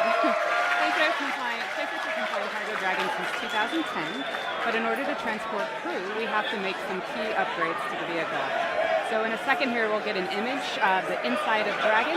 All right, so some of the easiest to spot differences between Crew Dragon and Cargo Dragon. First, notice these white composite panels. Those are there to close out the crew's habitable cabin space from the spacecraft's primary structure, as well as the components behind those panels that the crew does not need to access. Another very noticeable interior change is that we've added carbon fiber seats, which are custom sized for each crew member. Crew Dragon can fit up to 7 astronauts, but our first crewed flight will have 2 astronauts, followed by operational missions which will carry 4, each of them wearing a SpaceX-designed spacesuit. And as you can also see in the video, there's also a touchscreen control panel. While Dragon is fully autonomous, we have added this for redundancy so that the crew can navigate the spacecraft manually in the event of an emergency. And those NASA astronauts have been working with SpaceX from early on to provide input into Crew Dragon's design. Right now they're finishing their training on all of the features of the spacecraft and the spacesuit, using simulators and other exercises in advance of that first crewed mission. And just like the seats, the spacesuit is individually fitted for each astronaut, designed to completely protect them from the vacuum environment of space. While the spacecraft obviously is the primary means of protecting those astronauts, the suit can act as a critical backup in the case of an emergency. And one final interesting point of distinction for Crew Dragon is once again we have windows on the spacecraft, so the crew can look out into space during the flight, providing not only cool views, but also helping them to view the station and orient Dragon during manual piloting. Now let's not forget about Falcon 9. The design of our rocket is just as critical to the Demo 1 mission as is the spacecraft. We have been launching Falcon 9 since 2010 to carry Cargo Dragon, as well as customer satellites inside of our fairing. But the rocket was built from the very beginning with the ultimate goal of carrying people in mind. Its simple 2-stage configuration minimizes separation events, and with 9 first-stage Merlin engines, Falcon 9 can successfully complete its mission even in the event of an engine shutdown. Both F9 and Dragon are designed to be reusable, and SpaceX has reflown 6 Dragons and 19 first-stage boosters to date. And as mentioned, following today's launch, we will attempt to land the Falcon 9 back on our drone ships in the Atlantic Ocean so that it can be used on a future flight. And SpaceX also intends to reuse this Dragon. Its mission's already set to be the in-flight abort test taking place later this year ahead of Demo 2. Now, though, since we're under 9 minutes, let's check back in with Tom on the status of today's launch. Thanks, guys. We are at 8 minutes and 30 seconds until launch. The excitement here at SpaceX headquarters is palpable. Just a quick update on the status of the rocket and the Dragon. The Stage 1 and Stage 2 are almost fully fueled with both RP-1 and oxidizer. The range is good to go. We are monitoring the weather's all looking good to go for launch. No issues with upper level winds or ground level winds or any lightning. The weather's actually looking really good at the Cape. As John Unsparker always says, the weather is the one thing that everyone talks about, but the one thing that we can't control. Thankfully, it's looking good for launch today. We're continuing to monitor, but we are going to go over to Kennedy Space Center and see how the space station team is doing with Gary Jordan. How's it going over there, Gary? Hey Tom, welcome to Mission Control Houston. Right here, the teams behind me are looking after the systems of the International Space Station, which is, of course, the ultimate destination of Dragon launching today. Over the next day, we'll be monitoring Dragon through its approach to the International Space Station, and that's when things will really start to pick up when it's just a few kilometers away. 3 crew members on board the International Space Station right now: NASA's Anne McClain, David St. Jacques of the Canadian Space Agency, and Oleg Kononenko of Roscosmos. Really, over the past week, they've been reviewing a lot of procedures for the docking operations and the ingress operations. That's when they actually enter the vehicle. Today, they don't really have much going on, a bit of an off-duty day, because tomorrow that's when they execute all of these procedures, just over a day from now, when Dragon docks to the International Space Station, scheduled at 6 a.m. Eastern Time. This is a great time, a blast from the past. The last time that a vehicle docked to this part of the station was the Space Shuttle back in 2011. Again, our job really picks up when Dragon is just a few kilometers away from now. Everything's looking good on the station. Station now 255 statute miles over Central Europe. At the time of launch, the station is scheduled to be over Central Iraq. That's how fast this thing is traveling. Dragon's going to spend some time chasing it down. But this is an exciting time. We have new vehicles coming online to launch humans to the International Space Station. Of course, more humans means more science, which is the one of the goals of the International Space Station, to do scientific research and learn how to explore further on. We're working with commercial providers as well, not just SpaceX. SpaceX also providing cargo to the space station, but we're also working with international partners. But from here in Mission Control Houston, we're going to sit back. We actually have a view of the pad here on the front screen of Mission Control. Tom, we'll take it back to you to take us through the final moments before launch. Thanks, Gary. We are just moments away from our launch of the first crew demonstration mission to the International Space Station. The Falcon 9 engine chill is underway right now. That gets those turbopumps cold enough to pump the liquid oxygen and RP-1 fuel to the 9 Merlin 1D engines at the bottom of the rocket. Strong back retract will start at about T-minus 5 minutes. That's just 30 seconds from now. And the crew access arm is already in the launch position. Around T-minus 1 minute, that's when you'll hear the call out Falcon 9 is in startup. That means that the Falcon 9 flight computers have gone into startup mode, and they are now autonomously controlling the rest of the countdown. At about T-minus 2 seconds, we will ignite the flight computer will ignite the engines, and we will check the power on those engines for a liftoff at T-minus 0 when the hold downs release. Just a reminder that this is an instantaneous launch window tonight. If we have a hold for any reason, we will have to scrub for tonight, but we do have a backup window at March 5th at 1:38 a.m. Eastern Time. The Dragon team has given us the thumbs up for that the spacecraft is ready to go. The range is also green, and we're looking good. Like I said earlier, the weather is looking fantastic at the Cape for both launch and recovery. With just about 4 minutes and 30 seconds left before liftoff, let's listen into the final countdown on the launch nets.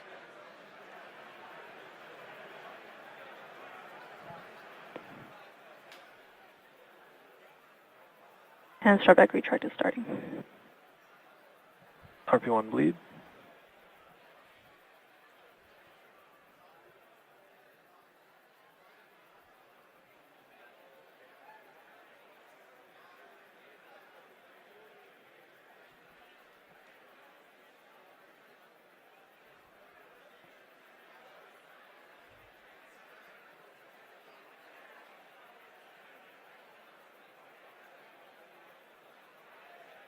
Stage 2 cradle arms are open.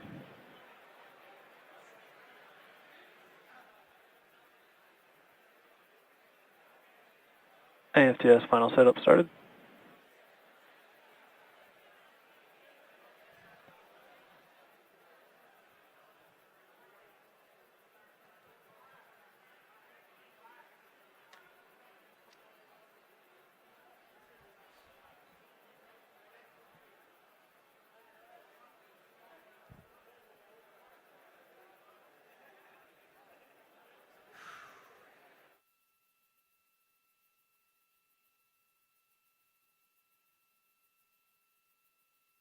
And back igniter purges.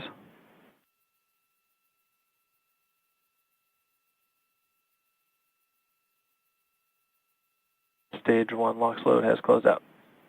Strong backside retract angle of 88.3 degrees.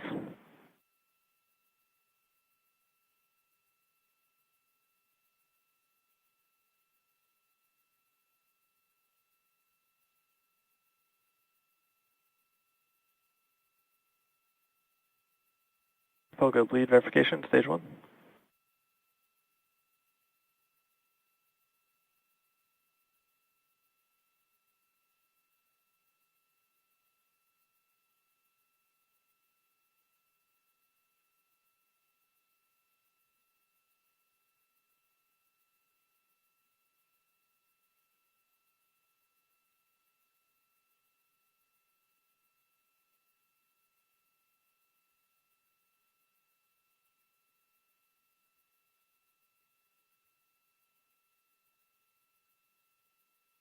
Dragon chill water closeout. Stage 2 LOX load closing out.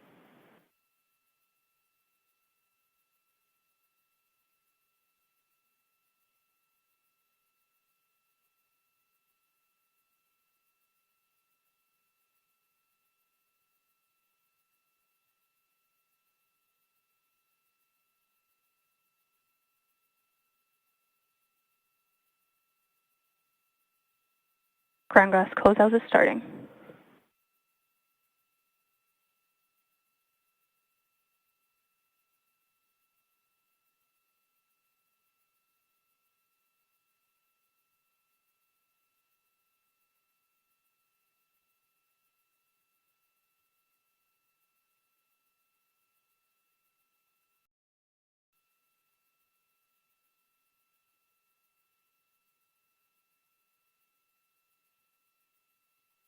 Falcon 9 is in startup. Ground gas closeout is complete.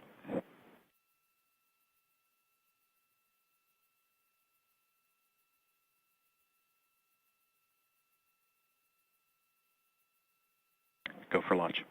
Stage 2 is pressing for flight.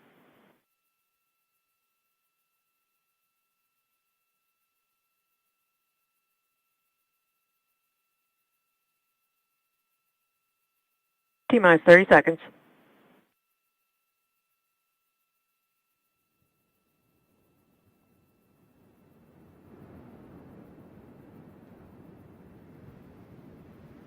Stage 1 pressing for flight. T-minus 15 seconds. 10, 9, 8, 7, 6, 5, 4, 3, 2, 1, 0. Ignition, liftoff.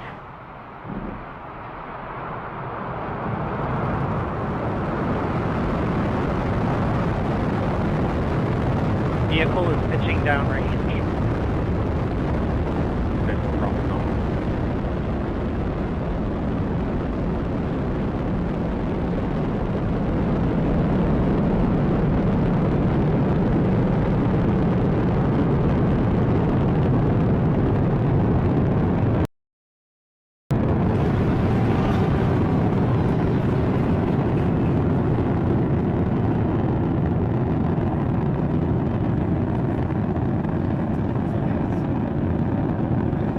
Stage 1 throttle bucket. Power and telemetry nominal.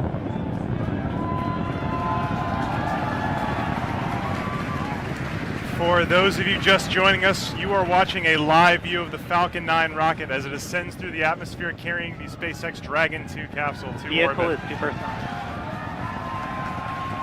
The vehicle just passed through max Q, which is the point of maximum aerodynamic pressure on the vehicle.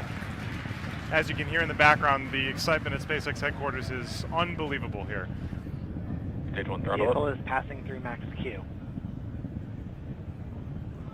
You heard that call out from max Q on the nets.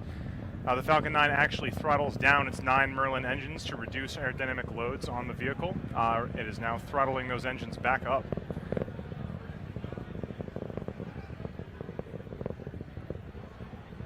Coming up at T plus 2 minutes and 35 seconds is going to be 3 events in quick succession. The first one is going to be the main engine cutoff, or MECO. That's when the 9 Merlin 1D engines that you can see on your screen right now will cut off shortly before a stage separation at 2 minutes and 38 seconds. Shortly after that, the Merlin vacuum engine on the bottom of the second stage of the Falcon 9 will ignite in what we call second engine start, or SES. That'll be at 2 minutes and 46 seconds. So stand by for main engine cutoff, stage separation, and second engine start coming up in just about 20 seconds from now.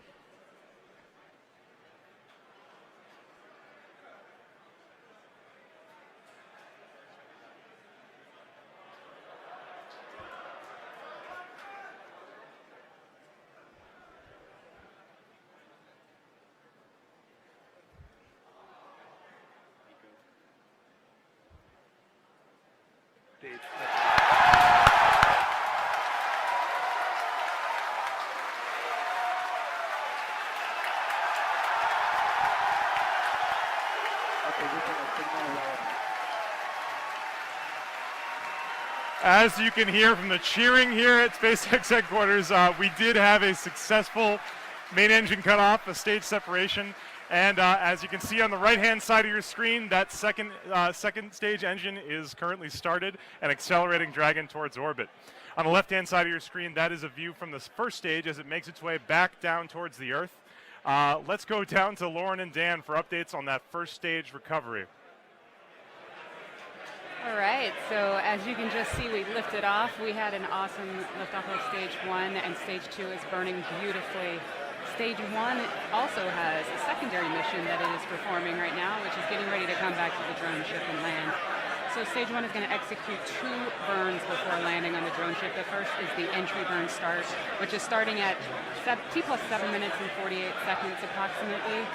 That's where 3 of the M1D engines will reignite.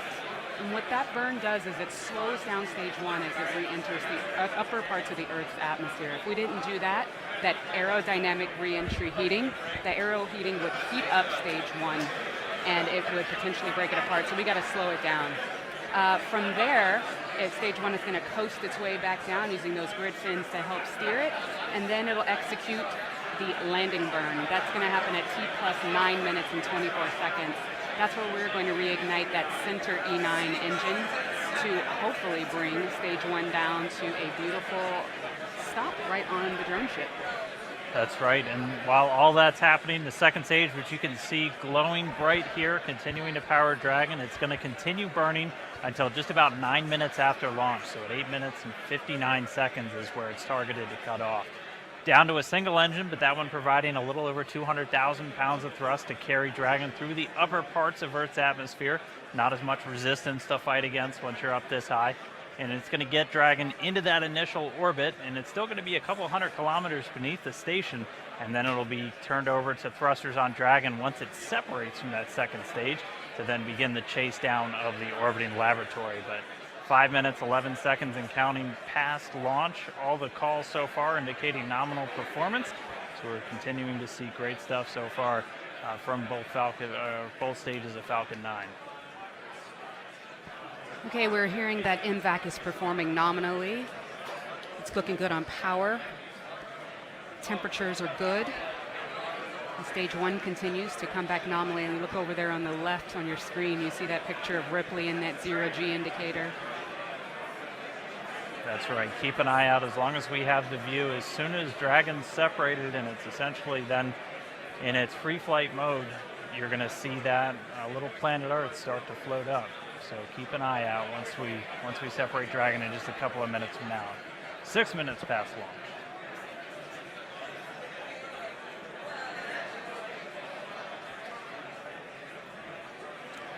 Trajectory continues to be nominal on stage 2.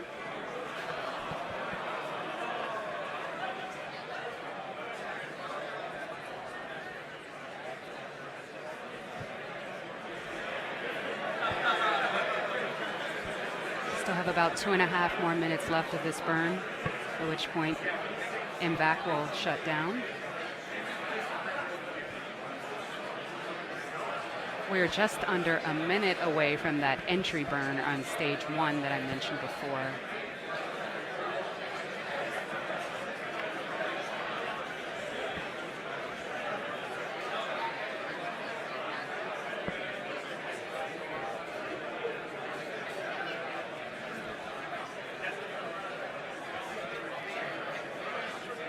Second stage burn continues to burn nominally.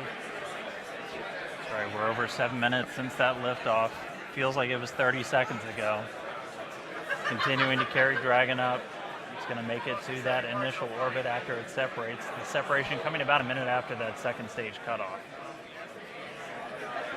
Stage 2 propellant tank pressures are looking good.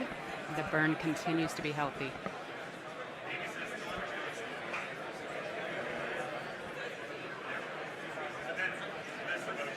Now coming up in about 10 seconds, that entry burn is going to start. Hopefully we'll have onboard video and you'll be able to watch. Let's listen in on the call-outs. Stage 1, FTS is safe. Stage 1, entry burn has started. Look at that plume. Switch 3, N1D engines reigniting. Burn is going to continue on for about another 18 or so seconds.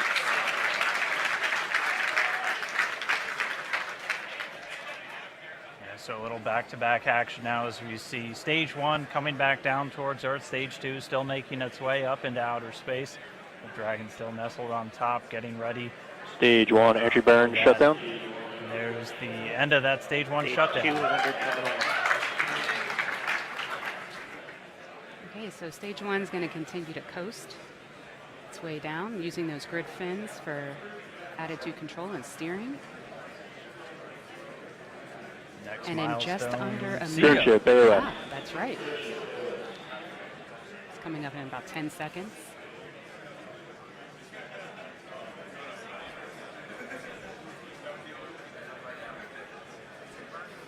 Invax throttling now for SECO.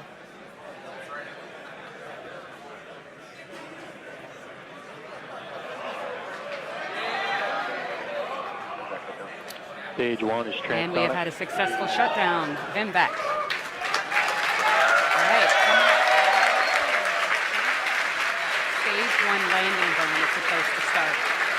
At the start of that burn, stage 1 will be traveling at 275 meters per second. That single engine burn is going to bring that from 275 to 0.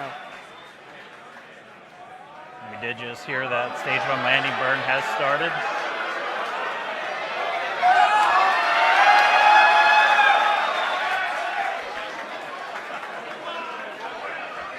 All right, let's see if we get it.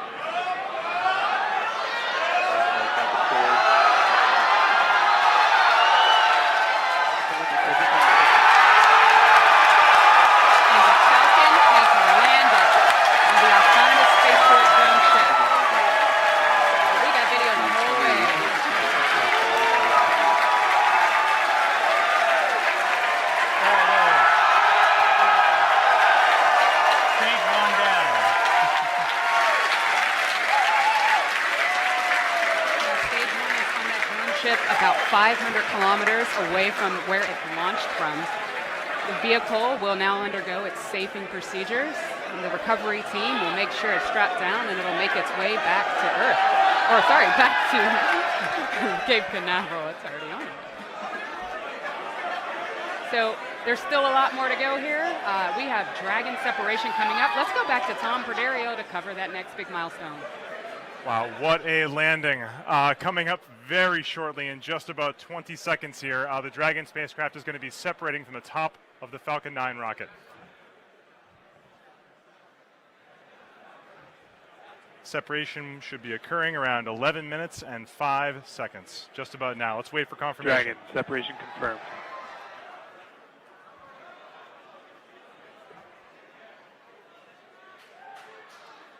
And there it is.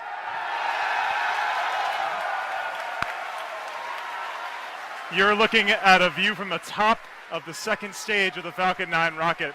And hard to make out in the shadow of the Earth, but that is the Dragon 2 spacecraft flying in space for the first time after a successful separation. This is a great day for everyone here at SpaceX and NASA. Let's go back over to Gary Johnson and see how they're handling it over there. It's kind of crazy over here. How is it over there, Gary?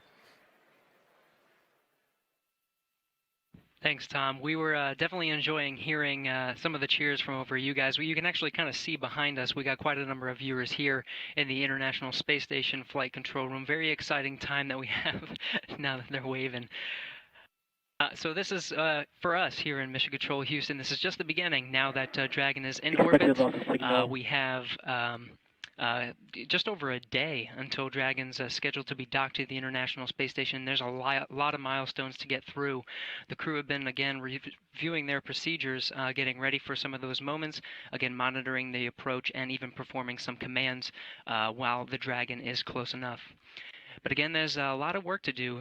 We have docking scheduled for 6 a.m. tomorrow. We'll continue to monitor Dragon during that time. In the meantime, we'll toss to Lauren and Dan to witness some of these final milestones of Dragon now that it is in orbit. Back to you. Thank you, Gary. Now for a typical CRS mission right about now, we'll be awaiting solar array deployment. But as a reminder, Crew Dragon has solar array body mounted along the surface of the trunk. That's already activated. They're producing power. Draco engines are firing. Dragon is doing awesome. That's right, and as Tom just mentioned, the nose cone is going to be opening, and that's going to expose those guidance and navigation control sensors and the docking mechanism.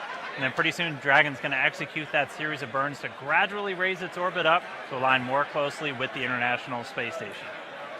Quick mission overview recap. We had a successful launch of Stage 1 and Dragon, of course. We landed Stage 1 on the drone ship, had video the whole way down. You got to check that out. Dragon has separated, it's activated, and it's now on its mission. So on behalf of SpaceX and NASA, thank you for watching today's broadcast. Thank you for your interest in the mission. And a big thank you to the Eastern Range for helping make today's launch possible. And Crew Dragon's mission obviously far from over. It's going to spend the next day or so on its way to the space station. It's going to arrive and dock just before 6 a.m. Eastern tomorrow, and it's going to spend 5 days attached. To get there, it's going to begin that series of phasing burns to raise its orbit just beneath the space station, at which point we begin that slow and steady approach to docking. We will be broadcasting Dragon's arrival and docking live on SpaceX.com and NASA TV. Our coverage will begin at 3:30 a.m. Eastern Time, so be sure to follow SpaceX and NASA on social media for real-time updates. Thank you again for watching, and hopefully you'll join us for docking. T-minus 15 seconds. 10, 9, 8, 7, 6, 5, 4, 3, 2, 1, 0. Ignition, liftoff.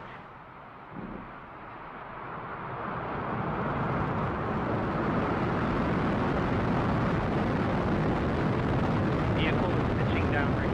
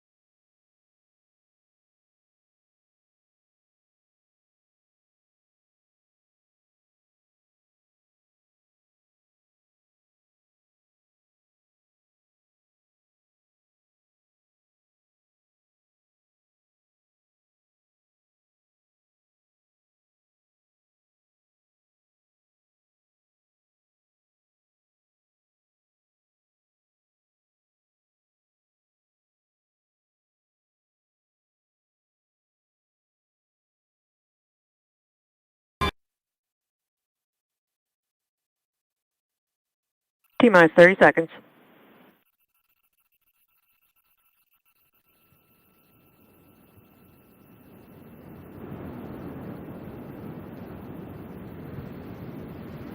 Stage 1, pressing for flight. T-minus 15 seconds. 10, 9, 8, 7, 6, 5, 4, 3, 2, 1, 0. Ignition, liftoff.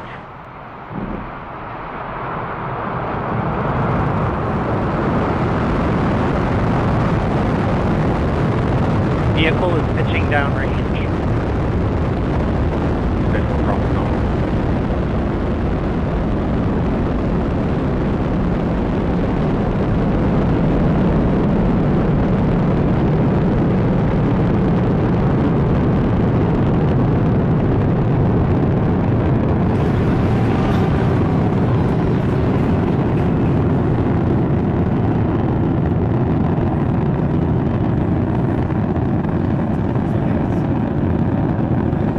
Stage 1 throttle bucket.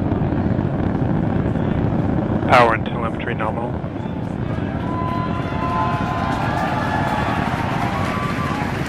For those of you just joining us, you are watching a live view of the Falcon 9 rocket as it ascends through the atmosphere carrying the SpaceX Dragon 2 capsule to Vehicle orbit. is supersonic. The vehicle just passed through max Q, which is the point of maximum aerodynamic pressure on the vehicle. As you can hear in the background, the excitement at SpaceX headquarters is unbelievable here. Stage 1 throttle Vehicle up. is passing through max Q. You heard that call out from max Q on the nets. The Falcon 9 actually throttles down its 9 Merlin engines to reduce aerodynamic loads on the vehicle. It is now throttling those engines back up.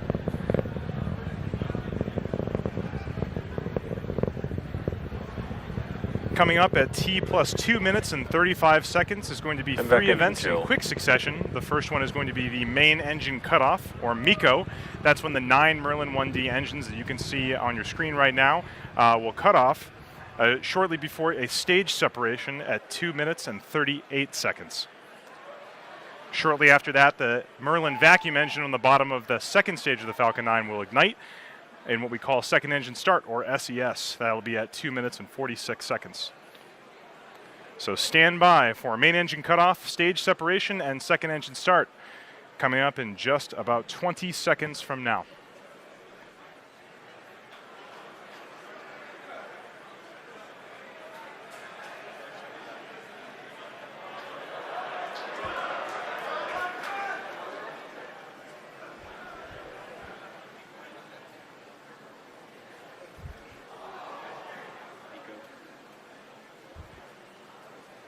Stage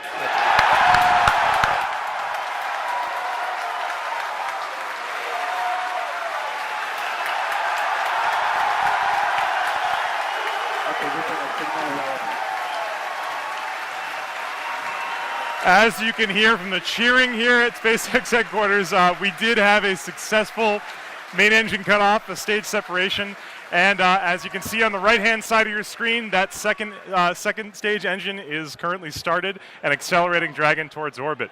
On the left-hand side of your screen, that is a view from the first stage as it makes its way back down towards the Earth. Let's go down to Lauren and Dan for updates on that first stage recovery. All right, so as you can just see, we lifted off. We had an awesome liftoff of stage 1, and stage 2 is burning beautifully. Stage 1 also has a secondary mission that it is performing right now, which is getting ready to come back to the drone ship and land. So stage 1 is going to execute 2 burns before landing on the drone ship. The first is the entry burn start, which is starting at T plus 7 minutes and 48 seconds approximately. That's where 3 of the M1D engines will reignite.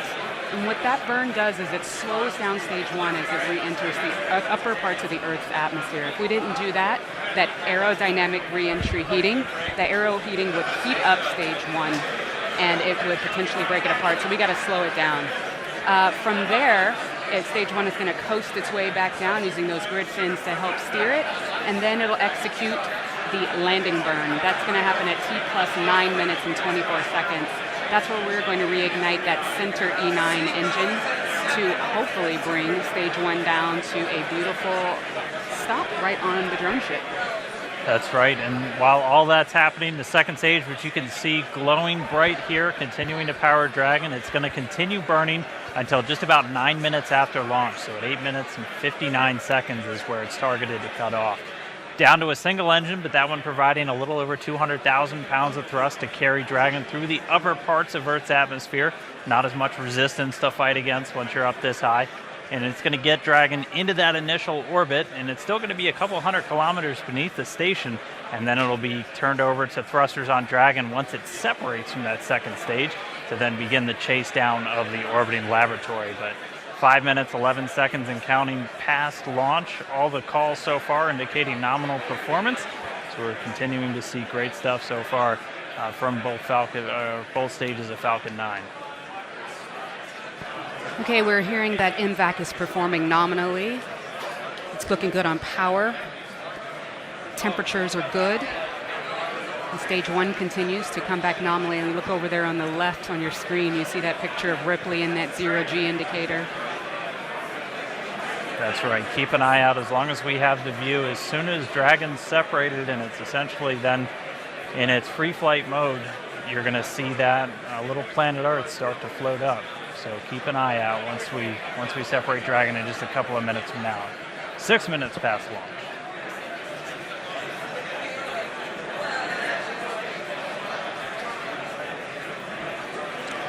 Trajectory continues to be nominal on stage 2.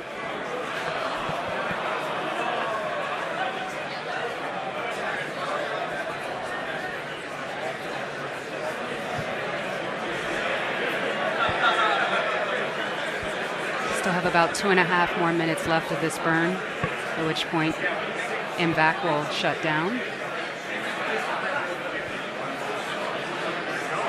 We're just under a minute away from that entry burn on stage 1 that I mentioned before.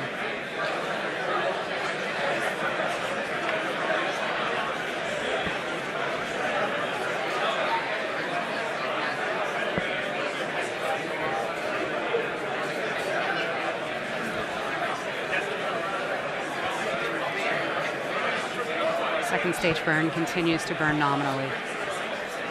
That's right, we're over 7 minutes since that liftoff. Feels like it was 30 seconds ago. Continuing to carry Dragon up. It's going to make it to that initial orbit after it separates. The separation coming about a minute after that second stage cutoff.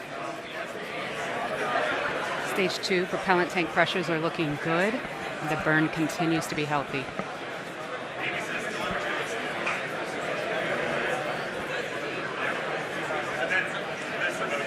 Now coming up in about 10 seconds, that entry burn is going to start.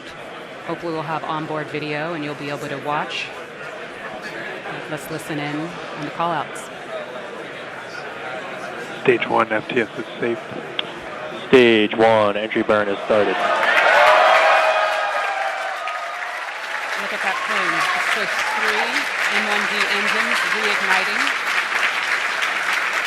Burn is going to continue on for about another 18 or so seconds.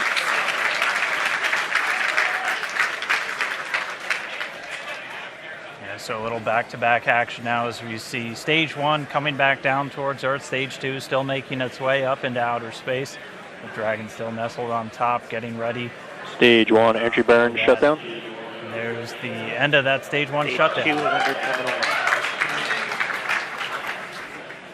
Okay, so stage 1 is going to continue to coast its way down using those grid fins for attitude control and steering. Next and in milestone, just under a Seagull. minute. Ah, that's right. It's coming up in about 10 seconds.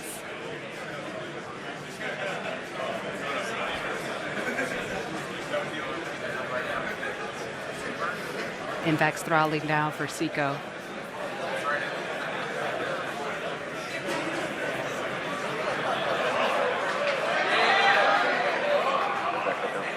Stage 1 is transonic. And we have had a successful shutdown of MVAC. All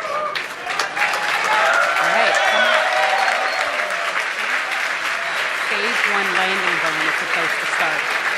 At the start of that burn, stage 1 will be traveling at 275 meters per second. That single engine burn is going to bring that from 275 to 0. We did just hear that stage 1 landing burn has started.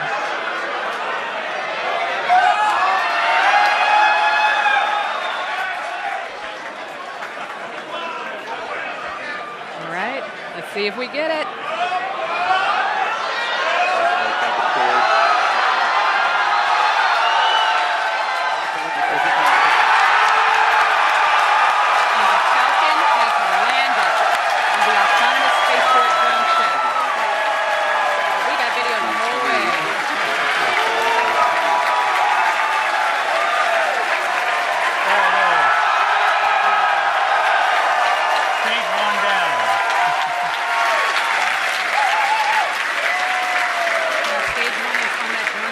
About 500 kilometers away from where it launched from. The vehicle will now undergo its safing procedures, and the recovery team will make sure it's strapped down and it'll make its way back to Earth. Or sorry, back to Cape Canaveral. It's already on it. So there's still a lot more to go here. We have Dragon separation coming up. Let's go back to Tom Perderio to cover that next big milestone. Wow, what a landing. Coming up very shortly in just about 20 seconds here, the Dragon spacecraft is going to be separating from the top of the Falcon 9 rocket. Separation should be occurring around 11 minutes and 5 seconds, just about now. Let's wait for confirmation. Dragon, separation confirmed.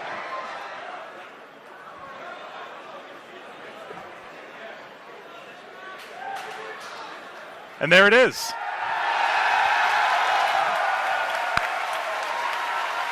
You're looking at a view from the top of the second stage of the Falcon 9 rocket. And hard to make out in the shadow of the Earth, but that is the Dragon 2 spacecraft flying in space for the first time after a successful separation.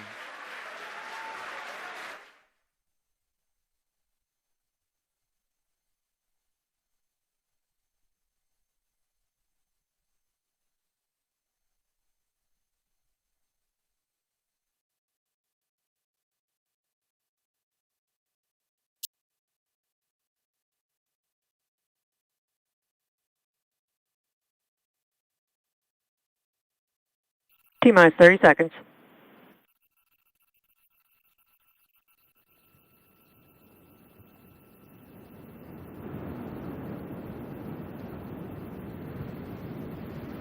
Stage 1, pressing for flight. T-minus 15 seconds. 10, 9, 8, 7, 6, 5, 4, 3, 2, 1. 0. Ignition, liftoff.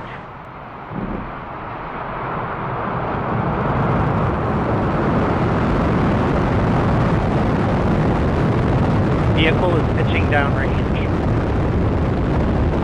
No problem, no.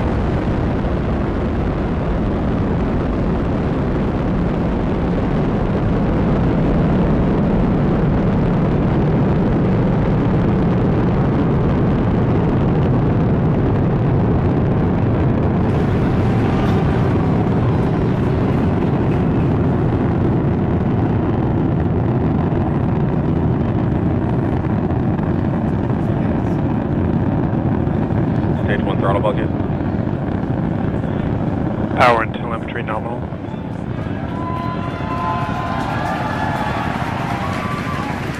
For those of you just joining us, you are watching a live view of the Falcon 9 rocket as it ascends through the atmosphere carrying the SpaceX Dragon 2 capsule to Vehicle orbit. is supersonic. The vehicle just passed through max Q, which is the point of maximum aerodynamic pressure on the vehicle. As you can hear in the background, the excitement at SpaceX headquarters is unbelievable here. Stage 1 throttle Vehicle up. is passing through max Q. You heard that call out from max Q on the nets. The Falcon 9 actually throttles down its 9 Merlin engines to reduce aerodynamic loads on the vehicle. It is now throttling those engines back up.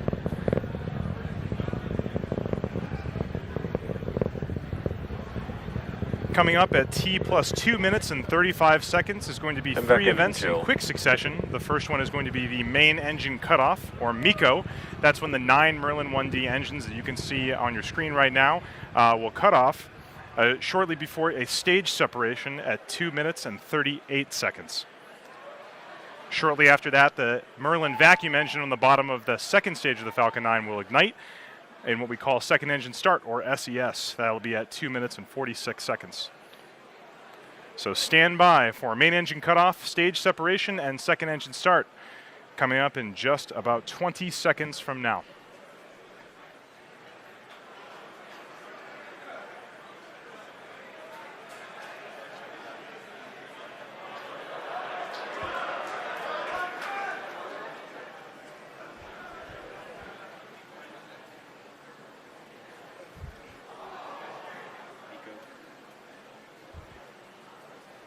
Stage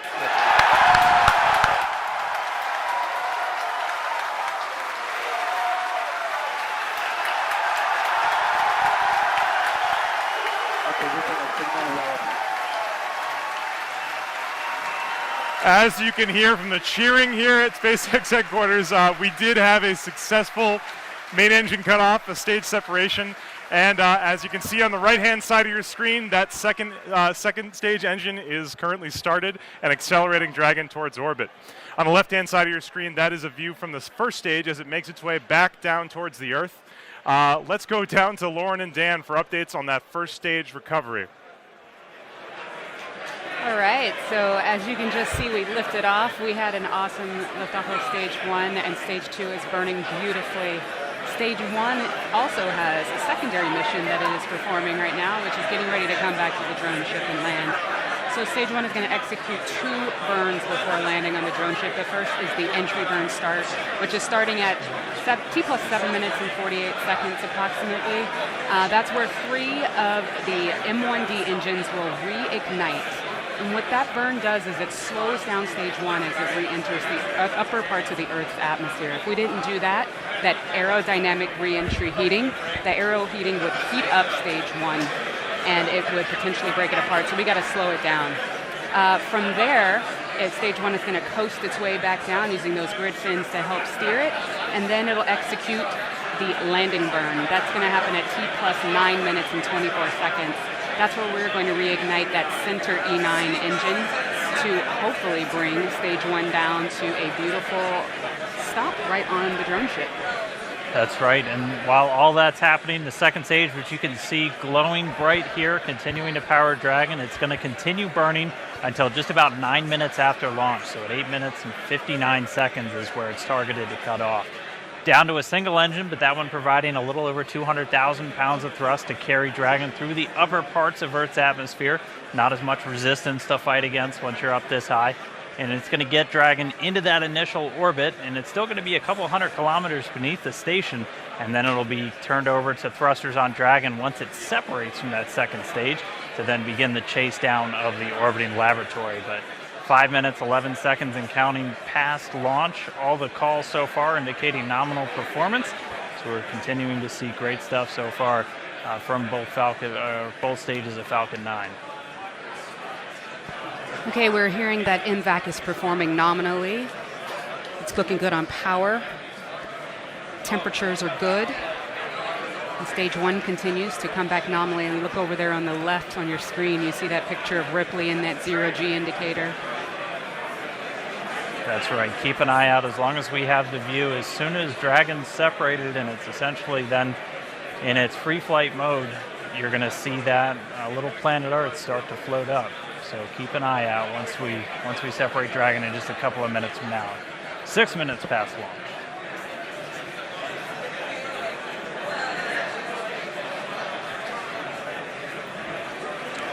Trajectory continues to be nominal on stage 2.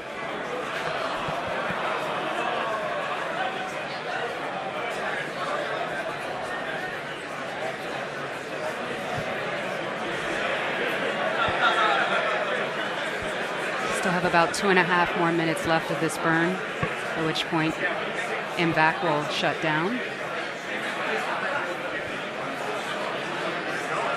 We're just under a minute away from that entry burn on stage 1 that I mentioned before.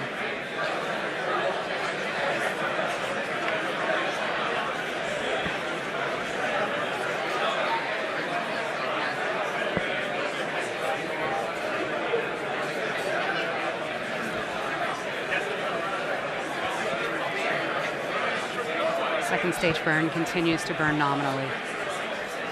That's right, we're over 7 minutes since that liftoff. Feels like it was 30 seconds ago.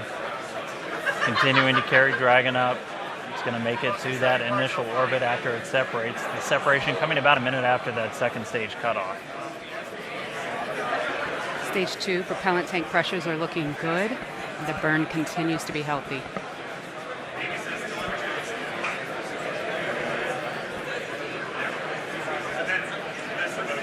Now coming up in about 10 seconds, that entry burn is going to start. Hopefully we'll have onboard video and you'll be able to watch. Let's listen in on the callouts. Stage 1, FTS is safe. Stage 1, entry burn has started. Look at that plume. Swift 3 N1D engines reigniting. Burn is going to continue on for about another 18 or so seconds.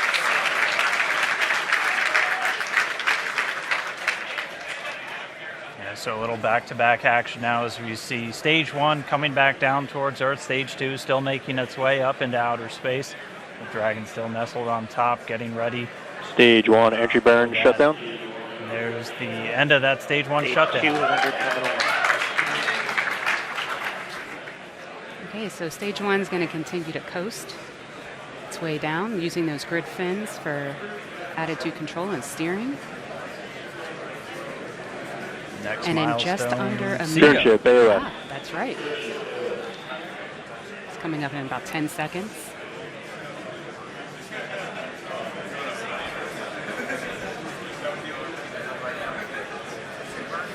Invax throttling now for Seco.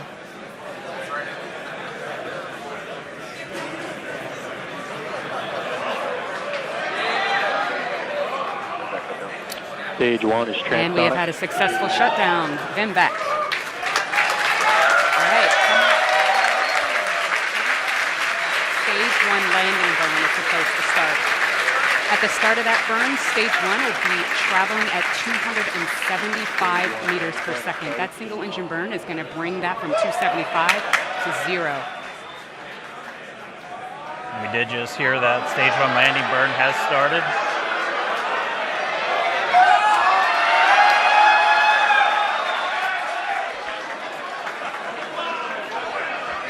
All right, let's see if we get it.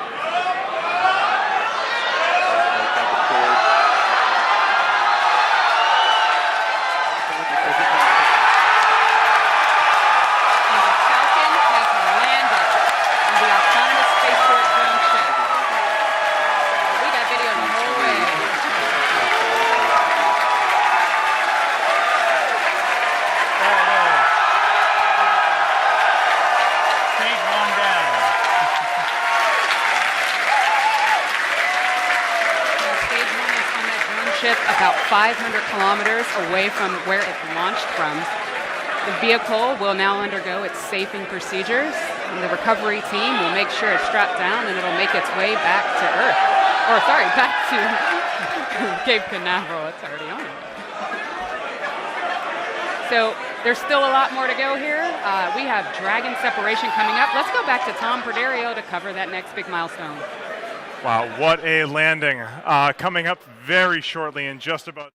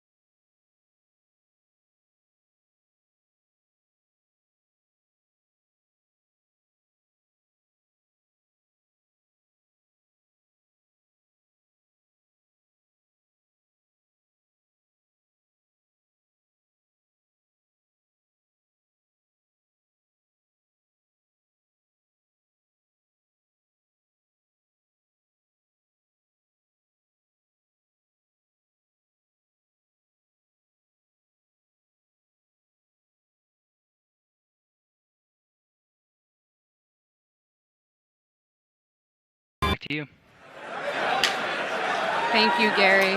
Now for a typical CRS mission right about now, we'll be awaiting solar array deployment. But as a reminder, Crew Dragon has solar array body mounted along the surface of the trunk. That's already activated. They're producing the power. Draco engines are firing. Dragon is doing awesome. That's right, and as Tom just mentioned, the nose cone is going to be opening, and that's going to expose those guidance and navigation control sensors and the docking mechanism. And then pretty soon, Dragon's going to execute that series of burns to gradually raise its orbit up to align more closely with the International Space Station. So for a quick mission overview recap, we had a successful launch of Stage 1 and Dragon, of course. We landed Stage 1 on the drone ship, had video the whole way down. You got to check that out.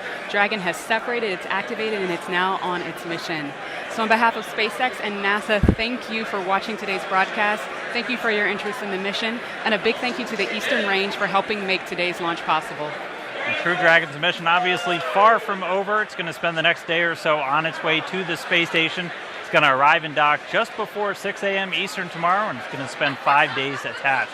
To get there, it's going to begin that series of phasing burns to raise its orbit just beneath the space station, at which point we begin that slow and steady approach to docking. We will be broadcasting Dragon's arrival and docking live on SpaceX.com and NASA TV. Our coverage will begin at 3:30 a.m. Eastern Time, so be sure to follow SpaceX and NASA on social media for real-time updates. Thank you again for watching, and hopefully you'll join us for docking. Pressing for flight. T-minus 15 seconds. 10, 9, 8, 7, 6, 5, 4, 3, 2, 1, 0. Ignition, liftoff.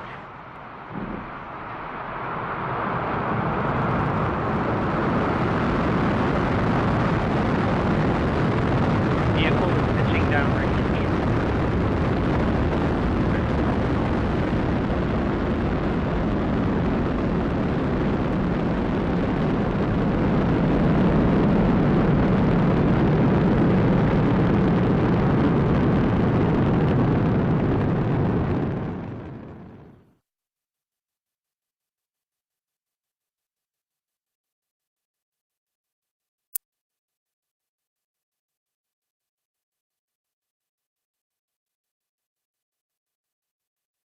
T-minus 30 seconds.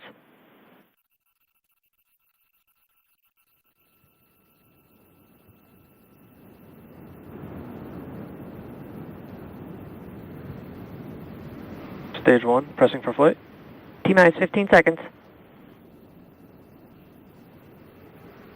10, 9, 8, 7, 6, 5, 4, 3, 2, 1. 0. Ignition, liftoff.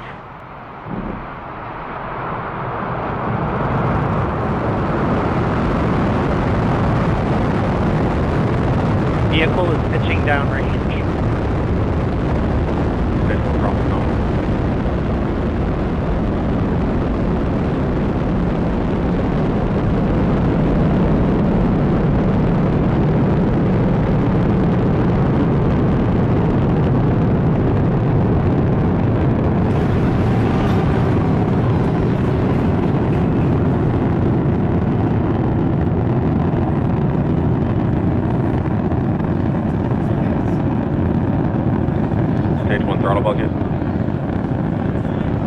Power and telemetry nominal.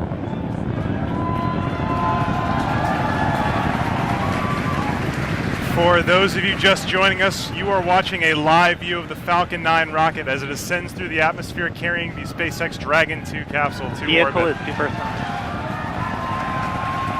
The vehicle just passed through max Q, which is the point of maximum aerodynamic pressure on the vehicle. As you can hear in the background, the excitement at SpaceX headquarters is unbelievable here. Stage 1 throttle. Vehicle is passing through max Q. You heard that call out from max Q on the nets. The Falcon 9 actually throttles down its 9 Merlin engines to reduce aerodynamic loads on the vehicle. It is now throttling those engines back up.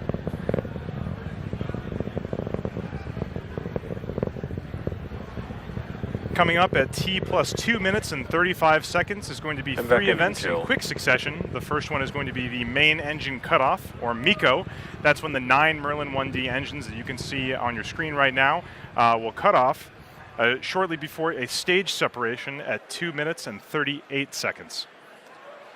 Shortly after that, the Merlin vacuum engine on the bottom of the second stage of the Falcon 9 will ignite in what we call second engine start, or SES. That'll be at 2 minutes and 46 seconds.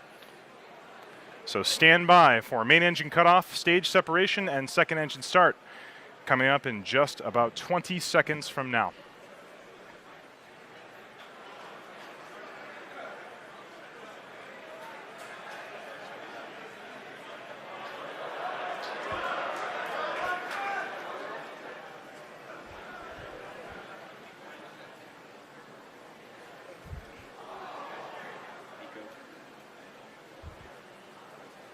Stage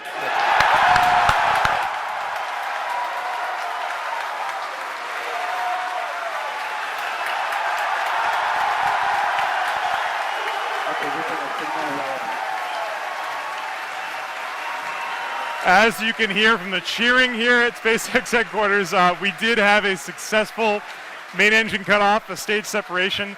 And as you can see on the right-hand side of your screen, that second stage engine is currently started and accelerating Dragon towards orbit. On the left-hand side of your screen, that is a view from the first stage as it makes its way back down towards the Earth. Let's go down to Lauren and Dan for updates on that first stage recovery. All right, so as you can just see, we lifted off. We had an awesome liftoff of stage 1, and stage 2 is burning beautifully. Stage 1 also has a secondary mission that it is performing right now, which is getting ready to come back to the drone ship and land. So stage 1 is going to execute 2 burns before landing on the drone ship. The first is the entry burn start, which is starting at T plus 7 minutes and 48 seconds approximately. That's where 3 of the M1D engines will reignite. And what that burn does is it slows down stage 1 as it re-enters the upper parts of the Earth's atmosphere. If we didn't do that, that aerodynamic re-entry heating, the aero heating would heat up stage 1 and it would potentially break it apart. So we got to slow it down. From there, stage 1 is going to coast its way back down using those grid fins to help steer it, and then it'll execute the landing burn. That's going to happen at T plus 9 minutes and 24 seconds. That's where we're going to reignite that center E9 engine to hopefully bring stage 1 down to a beautiful stop right on the drone ship. That's right, and while all that's happening, the second stage, which you can see glowing bright here, continuing to power Dragon, it's going to continue burning until just about 9 minutes after launch. So at 8 minutes and 59 seconds is where it's targeted to cut off. Down to a single engine, but that one providing a little over 200,000 pounds of thrust to carry Dragon through the upper parts of Earth's atmosphere. Not as much resistance to fight against once you're up this high. And it's going to get Dragon into that initial orbit, and it's still going to be a couple hundred kilometers beneath the station, and then it'll be turned over to thrusters on Dragon once it separates from that second stage to then begin the chase down of the orbiting laboratory. But 5 minutes, 11 seconds and counting past launch. All the calls so far indicating nominal performance. So we're continuing to see great stuff so far from both stages of Falcon 9. Okay, we're hearing that MVAC is performing nominally. It's looking good on power. Temperatures are good. And stage 1 continues to come back nominally. And look over there on the left on your screen, you see that picture of Ripley in that 0G indicator. That's right. Keep an eye out as long as we have the view. As soon as Dragon's separated and it's essentially then in its free flight mode, you're going to see that little planet Earth start to float up. So keep an eye out once we separate Dragon in just a couple of minutes from now. 6 minutes past launch.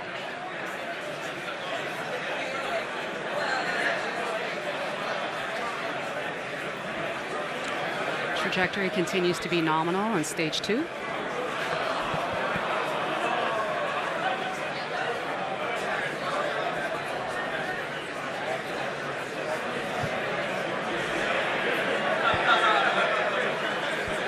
Still have about 2.5 more minutes left of this burn, at which point MVAC will shut down.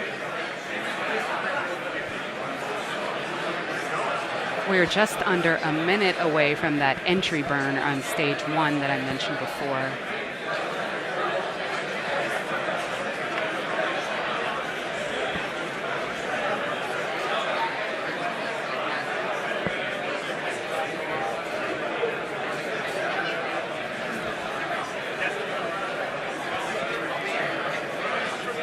Second stage burn continues to burn nominally.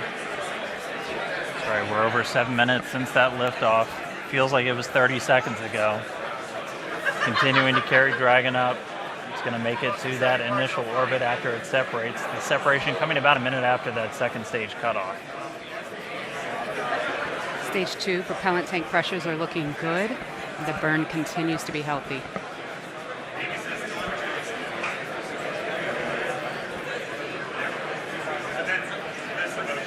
Now coming up in about 10 seconds, that entry burn is going to start. Hopefully we'll have onboard video and you'll be able to watch. Let's listen in on the callouts. Stage 1, FTS is safe. Stage 1, entry burn has started. Look at that plume. Push 3 M1D engines reigniting. Burn is going to continue on for about another 18 or so seconds.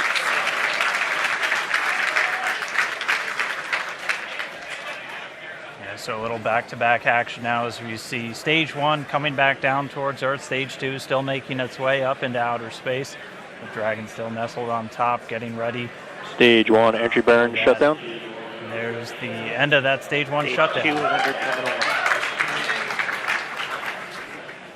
Okay, so stage 1 is going to continue to coast its way down using those grid fins for attitude control and steering. Next and in milestone, just under a Seco. minute. Ah, that's right. It's coming up in about 10 seconds.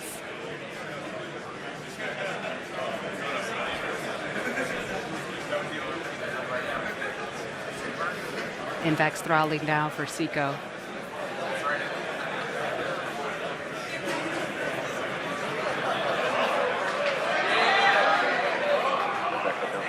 Stage 1 is transonic. And we have had a successful shutdown. Vimvac. All right. Stage 1 landing burn is supposed to start. At the start of that burn, stage 1 will be traveling at 275 meters per second. That single engine burn is going to bring that from 275 to 0. We did just hear that stage 1 landing burn has started.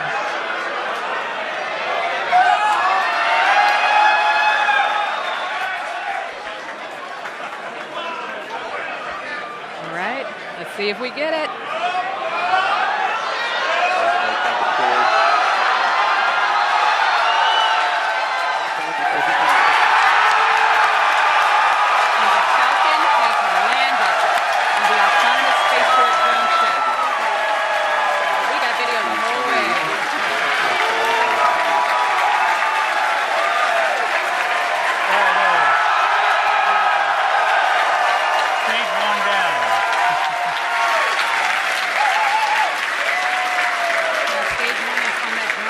About 500 kilometers away from where it launched from. The vehicle will now undergo its safing procedures, and the recovery team will make sure it's strapped down and it'll make its way back to Earth. Or sorry, back to Cape Canaveral. It's already on it.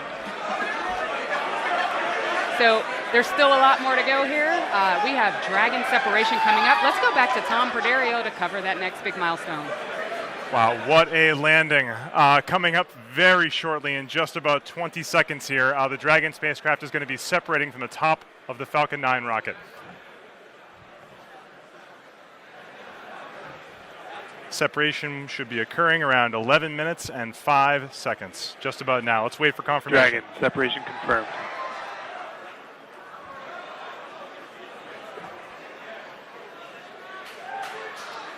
And there it is.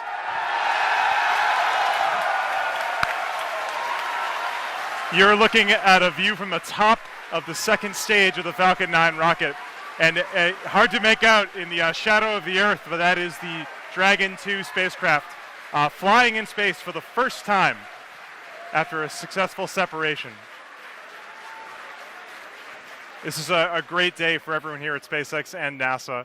Let's go back over to Gary Johnson and see how they're handling it over there. It's kind of crazy over here. How is it over there, Gary? Thanks, Tom. We were definitely enjoying hearing some of the cheers from over you guys. You can actually kind of see behind us. We got quite a number of viewers here in the International Space Station Flight Control Room. Very exciting time that we have now that they're waving.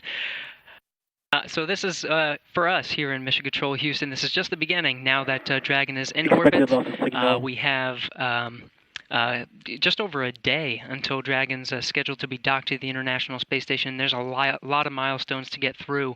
The crew have been, again, reviewing their procedures, getting ready for some of those moments, again, monitoring the approach and even performing some commands while the Dragon is close enough. But again, there's a lot of work to do.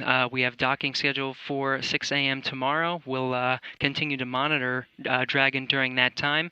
In the meantime, we'll toss to Lauren and Dan to witness some of these final milestones of Dragon now that it is in orbit. Back to you. Thank you, Gary. Now for a typical CRS mission, right about now, we'll be awaiting solar array deployment. But as a reminder, Crew Dragon has solar arrays body mounted along the surface of the trunk that already activated. They're producing power, Draco engines are firing. Dragon is doing awesome. That's right, and as Tom just mentioned, the nose cone is going to be opening, and that's going to expose those guidance and navigation control sensors and the docking mechanism. And then pretty soon, Dragon's going to execute that series of burns to gradually raise its orbit up to align more closely with the International Space Station. So for a quick mission overview recap, we had a successful launch of Stage 1 and Dragon, of course. We landed Stage 1 on the drone ship, had video the whole way down. You got to check that out. Dragon has separated, it's activated, and it's now on its mission. So on behalf of SpaceX and NASA, thank you for watching today's broadcast. Thank you for your interest in the mission, and a big thank you to the Eastern Range for helping make today's launch possible. And Crew Dragon's mission obviously far from over. It's going to spend the next day or so on its way to the space station.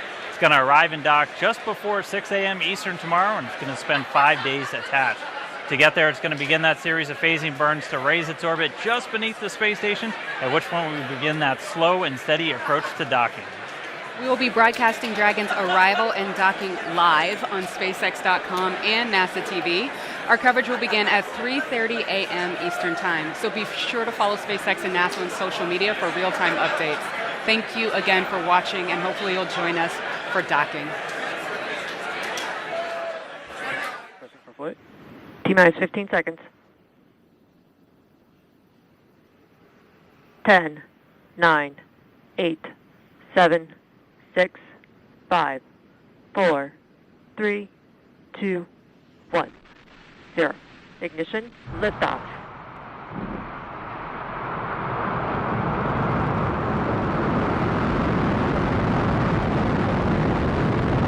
Vehicle is pitching downrange.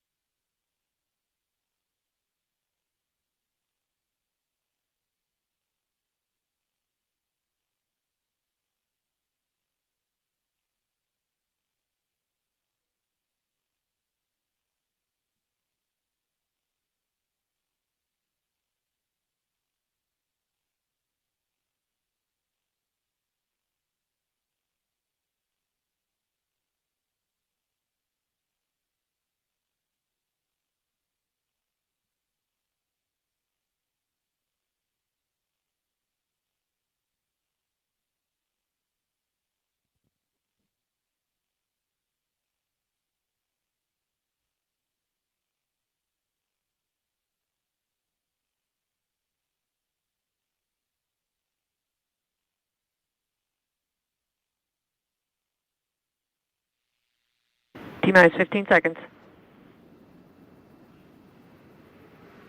10, 9, 8, 7, 6, 5, 4, 3, 2, 1, 0.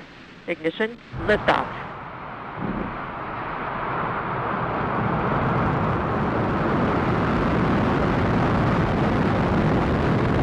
Vehicle is pitching downrange.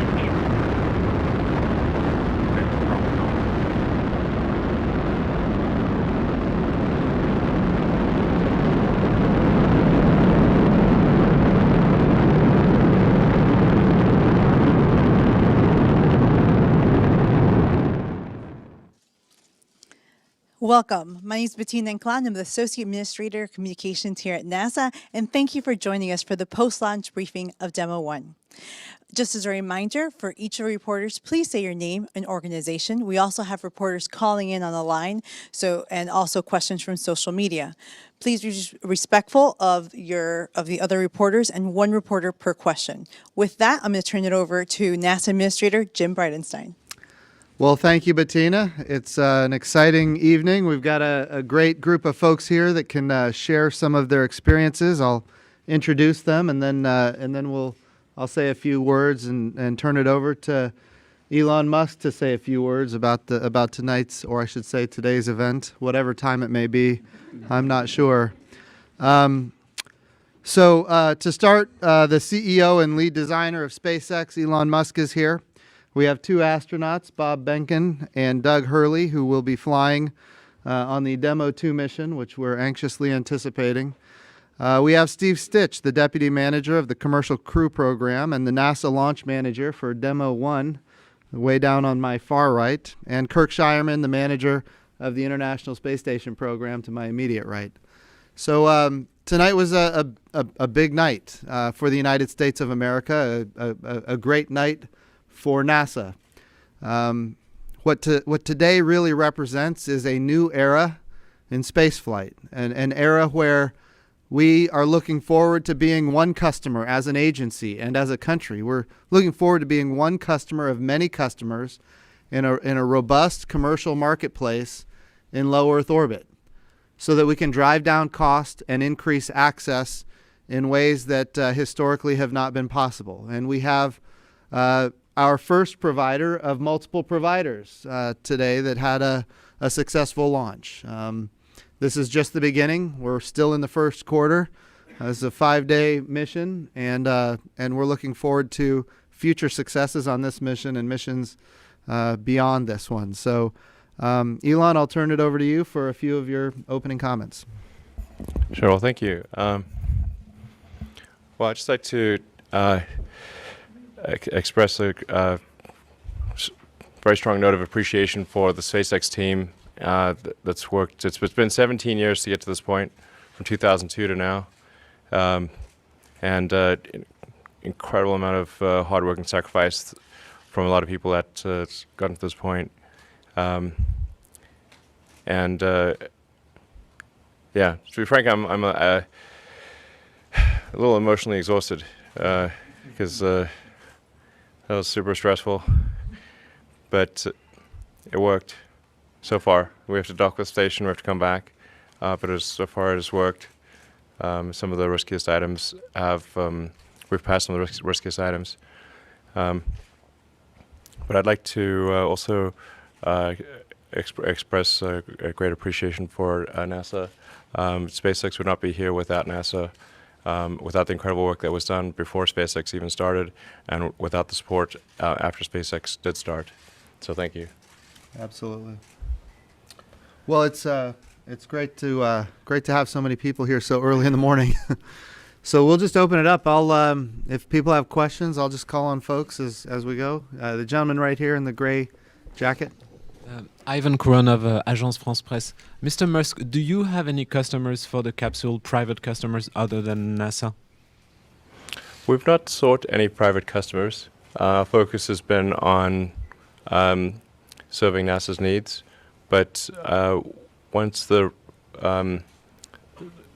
Dragon is in regular operation, I think we will seek commercial customers, of which the NASA administrator and NASA in general has been very supportive of that idea. So, but we've been very focused on just making sure that the vehicle worked and maximizing safety and reliability. And we've not put any effort into commercial customers. We'll go to the gentleman right behind him.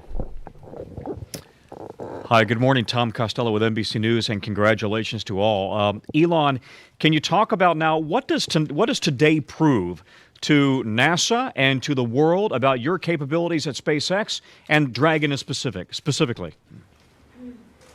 Well, we're only partway through the mission, but the system thus far has passed an exhaustive set of reviews, and then in the launch itself, the launch went as expected. So far everything is nominal.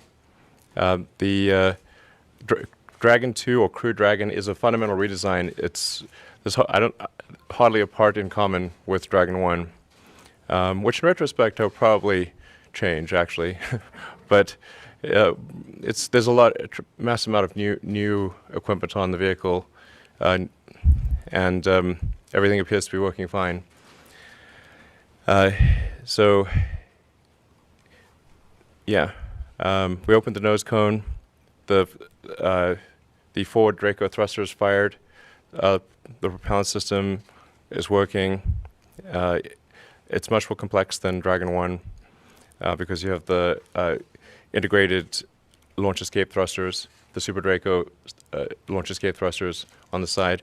In fact, I'm not sure if people know why is what's say better about Dragon than some other vehicles is that it does have integrated escape system. So previously, you'd have a tractor escape system, like a solid rocket motor mounted on the nose of the capsule as sort of a tractor. It would sort of pull the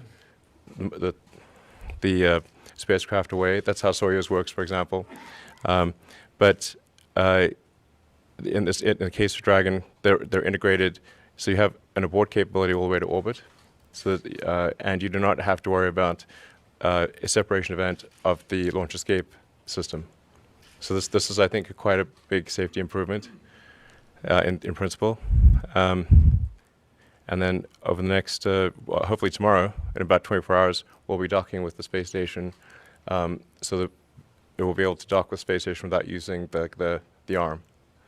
Yeah. Go ahead. Picture perfect launch. Maiden voyage for the Dragon. Over the next 5 days, has to go through a number of important steps. You have a checklist that you have to go through. Are there any moments in particular that you will find especially challenging or worrisome? Well, I think docking with the space station is going to be, we'll be docking for the first time. Previously, we would go close to the space station and the arm would reach out and grab, in case Dragon 1, it would grab Dragon 1 and attach it to the space station. In this case, the spacecraft will literally fly onto the space station and attach itself. So that's certainly going to be something new that we've never done before.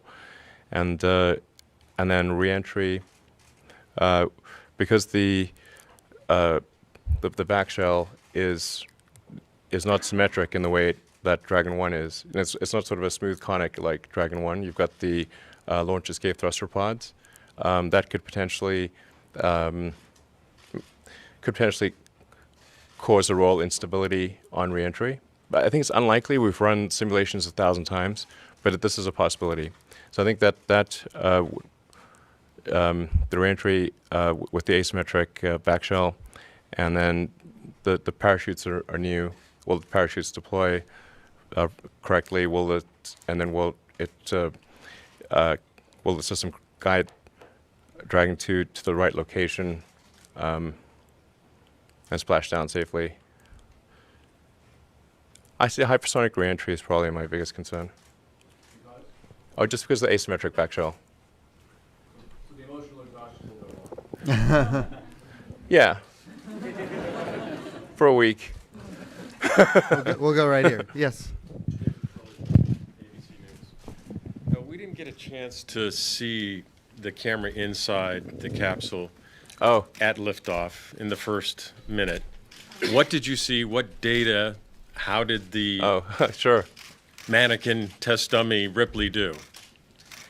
Yeah, the video, we did get video from the ground station, so in fact, we'll hopefully be able to post some of that soon. And for sure, once you get close to the station, we'll have a good video link from inside the spacecraft. The bias was towards data, making sure we got the data down. So data's all looking really good.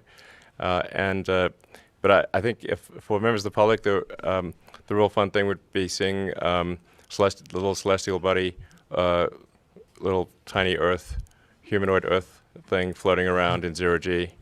I think the public will probably be most excited about that. How many Gs did you get a sense of? Well, it's in 0G now, but it would.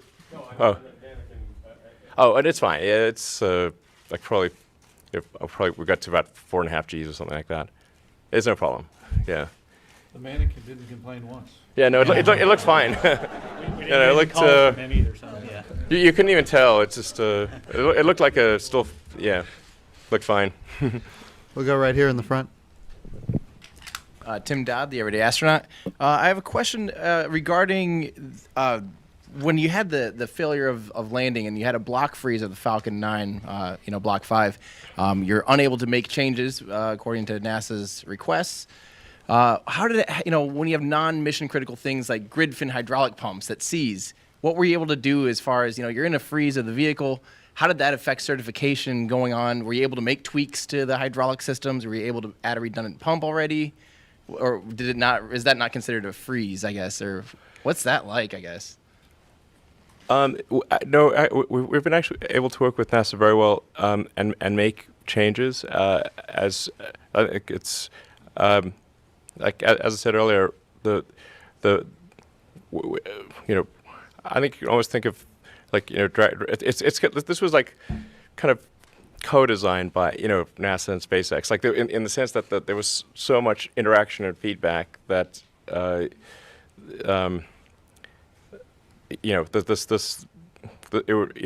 is a joint effort really, and the NASA engineering team understands the vehicle really quite well, very well, and so when we want to make changes, provide those changes are sound, then we meet and confer and get it done, and we're able to fix the grid fin hydraulic pump stall pretty easily, actually without having a redundant pump. There's just turned out to be like a bizarre sort of stall zone, and with a little bit of a tiny relief valve, we're able to fix it. It's easy. I would say from a NASA perspective, we work hand in hand with SpaceX. They will propose changes to us. We have an engineering team that will look at every one of those changes. In this particular one, it was a pretty simple valve change to improve that grid fin performance.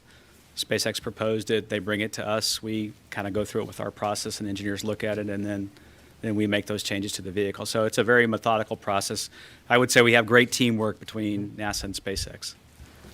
Yeah, we've done some obviously not for a mission like this, but we've done some pretty wild things. I was just talking with Bill Gerstenmaier earlier, and we're reflecting on that time when we had we had to trim the nozzle of the Merlin vacuum engine.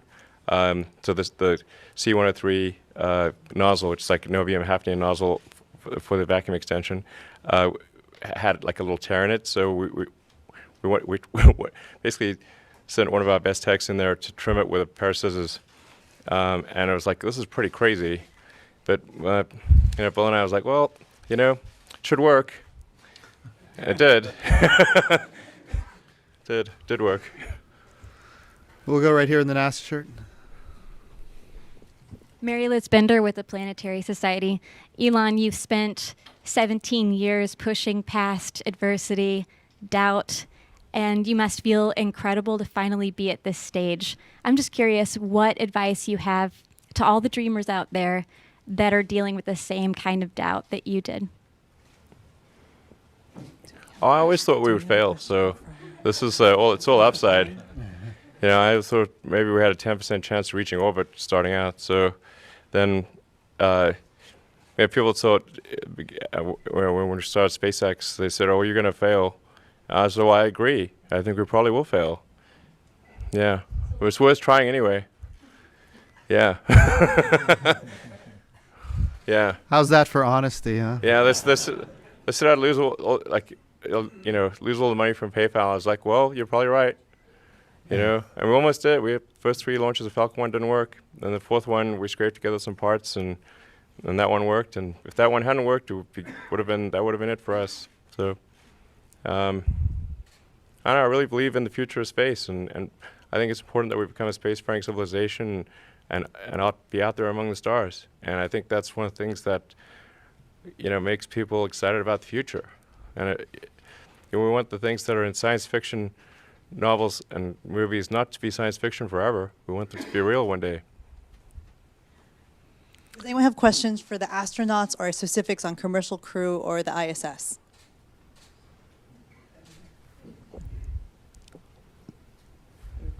You can. Okay. Gentleman over there. Hi, I'm Stephen Clark from Spaceflight Now. Had a question about the reentry, since Elon mentioned that's one of the riskier parts of this test flight. I understand the reentry is going to be a descending node over the U.S. Is that correct? And I remember during the shuttle days, overflight over a populated area was a concern, and was always got some extra scrutiny. So I'm curious if that's something you've discussed, and talk about any risk that was assessed and how you would dispose of that risk to decide for a descending node reentry. Thanks. Kirk or Steve? Yeah, I can take that one. So, yeah, you're correct. The entry is we're landing right off the coast of Florida, just a little bit north of here. There's an area that SpaceX is sort of designed as their landing area. In terms of entry risk, there's a process we go through to assess that risk. We take a look at the components on the spacecraft and look at the worst case kind of scenarios that could happen during entry. And there's a criteria we have to meet. And so what we've done is we worked hand in hand with SpaceX to look at the spacecraft, how it's composed, how it flies.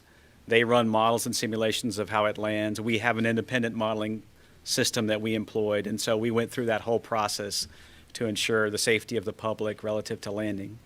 As Elon said, it is one of the areas that we're interested in for this mission as well, for crew. If you look at the rest of the mission and the highest risk periods, it's obviously docking with station and then the landing phase. I think we'll learn a lot about the modeling of the vehicle, how the aerodynamics works for this particular vehicle and the GNC system during entry. So we're really excited about that part of the mission and getting that data for the crewed missions later on. We'll go to Reuters here in the front. Reuters. This question's for Elon Musk and Kirk or Steve. What's the biggest takeaway you hope to learn from this mission? And based on what you've learned in the past and what you expect to learn in the coming weeks, how confident are you to say that we'll see humans launch from U.S. soil this year or in the summer? Well, so far it's looking quite promising.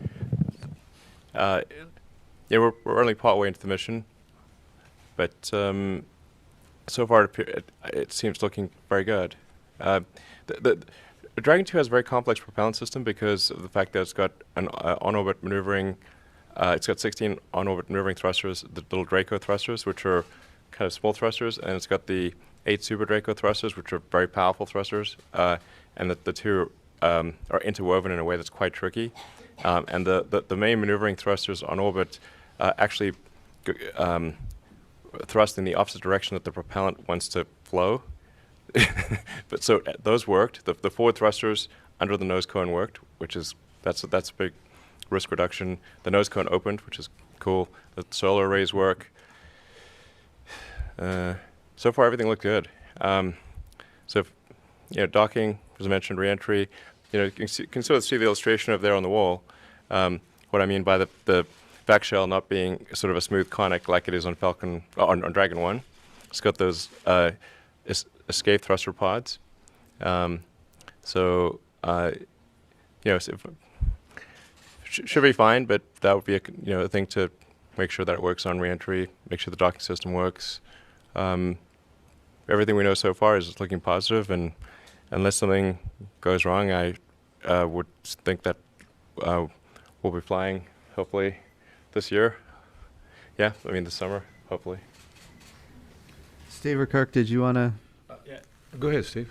Yeah, I would just echo what Elon said. To me, it's really a bit of a dress rehearsal for the Demo 2 mission.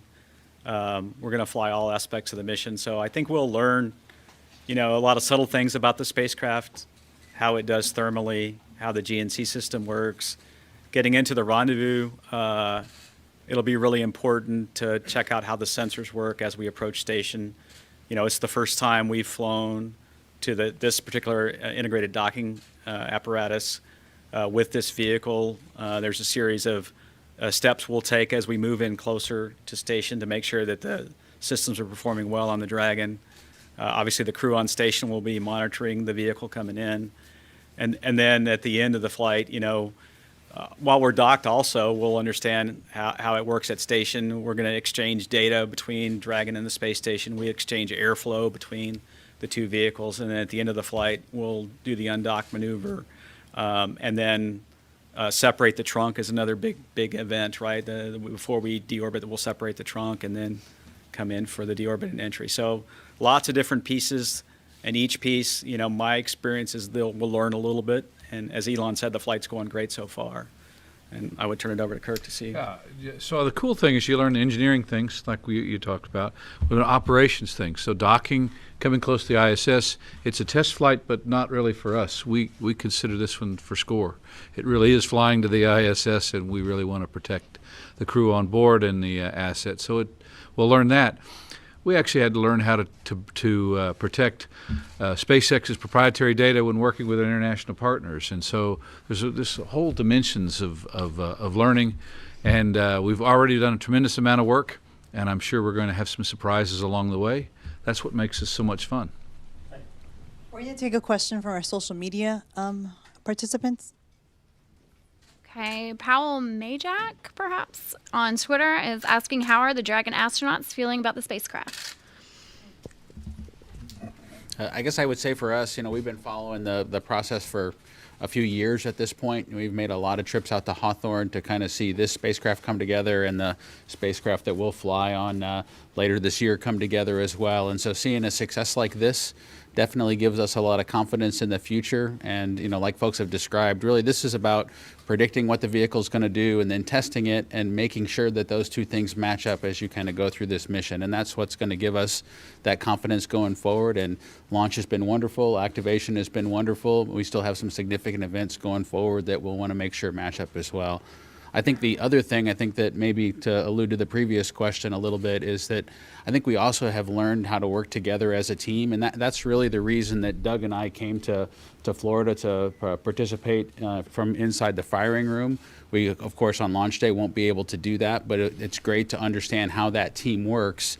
Being a member of it that's maybe not represented during the Demo 1 mission, we can take advantage of this experience and take that with us when we fly on our missions later this year. We'll be racing across the country, going to Hawthorne to see docking, and then also to see the splashdown from out there as well. So we're feeling pretty good about it, and it's really about each one of these milestones getting accomplished and giving us more confidence in the future.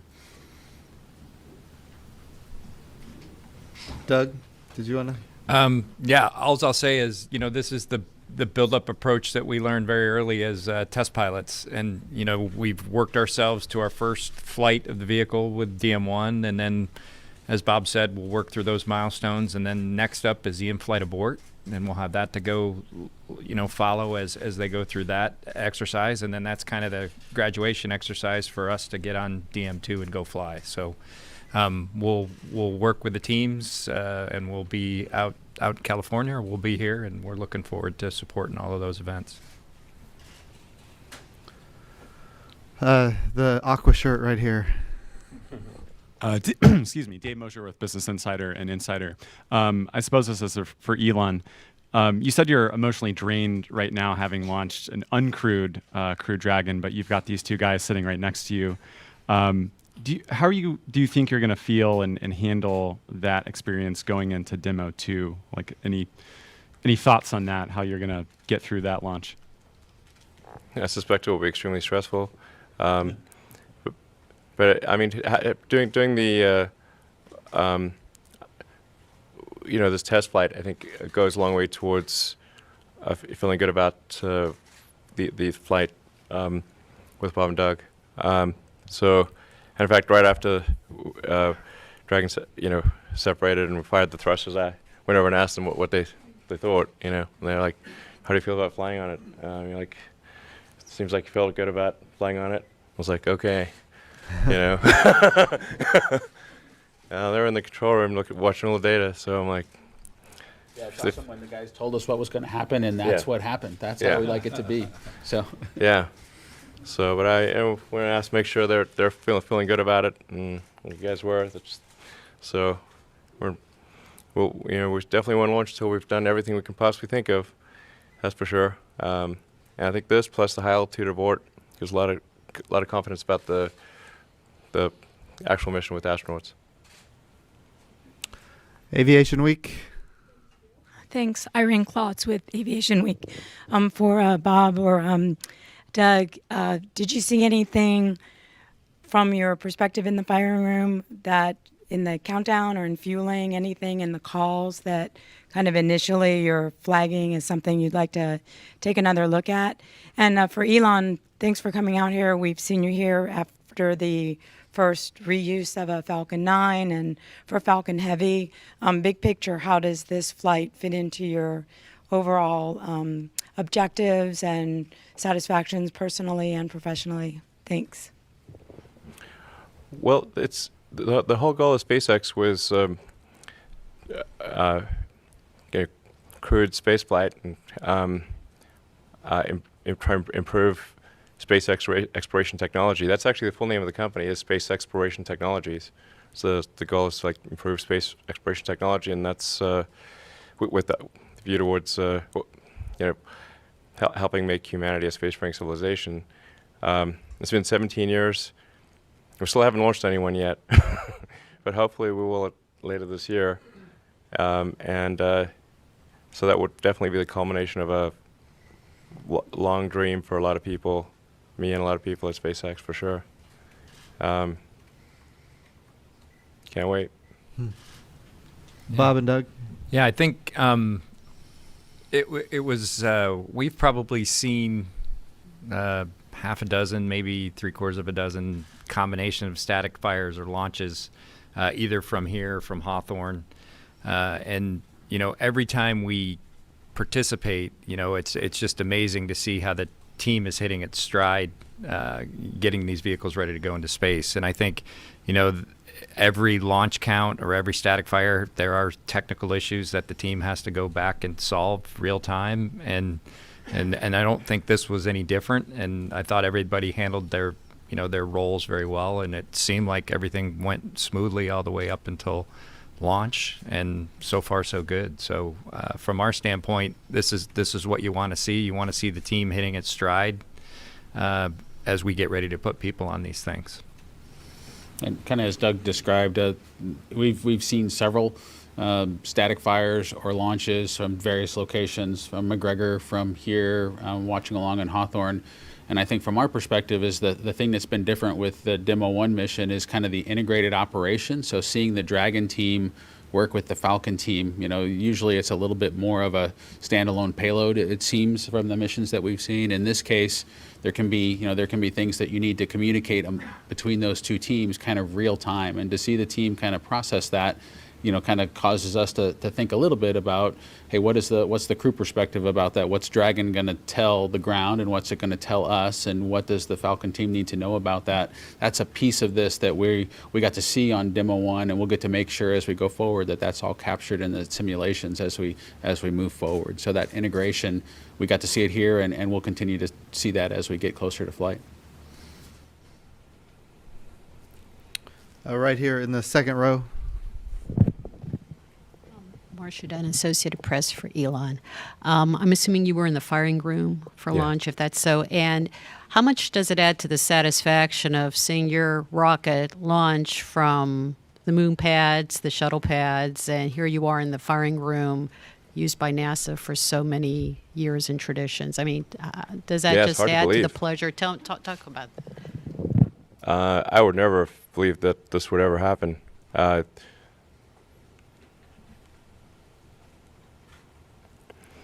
Yeah, I just think,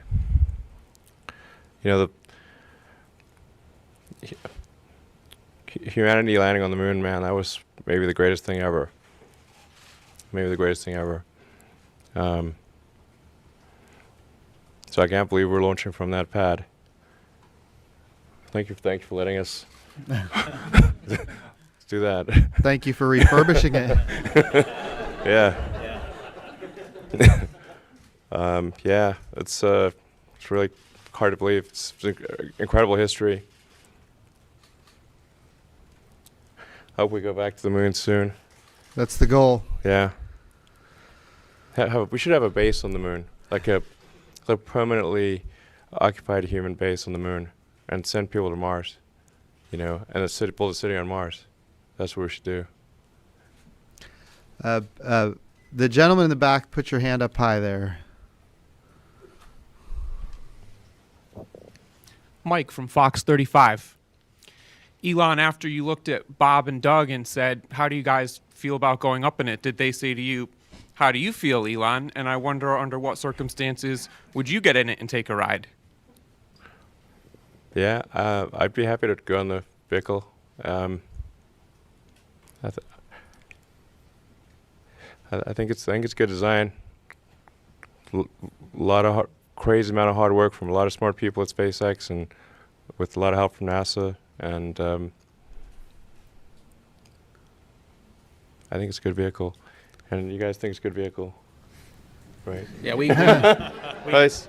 We're gonna do one more question, gentlemen, in the aisle wait until here. Sunday before we behind reach any Chris. conclusions, or a week when Sorry. it lands. Wait, one last question here. Great. Ken Kramer for Space Up Close. Thanks for doing this. Jim Bridenstine, you mentioned you want NASA to be one of many customers. So my question, Elon, where do you see Dragon going beyond NASA? What would you like to do? Expand on that. Thanks. Well, I think like the obvious thing would be, you know, if there are, you know, sort of private citizens that want to go to the space station, as has happened before, they've always gone on the Soyuz before. You know, there's been a number of people that have gone to the space station on the Soyuz, and I think it'd be pretty cool if people went to the space station on an American vehicle as well. You know, Soyuz is a good vehicle, but it'd be good if you know, there were also commercial trips on an American vehicle as well, and that's so I think that's one of the things that we'll do, and obviously NASA is very supportive of that, yeah. So and then you know, maybe there's something beyond the space station that we'll see. We're gonna focus on getting this right for sure. That's the priority. But then after that, maybe something beyond Earth orbit. So I'll go ahead and close it out. You know, we just heard Elon say he'd be interested in having a permanent presence on the moon. For sure, we should do it. Well, that's the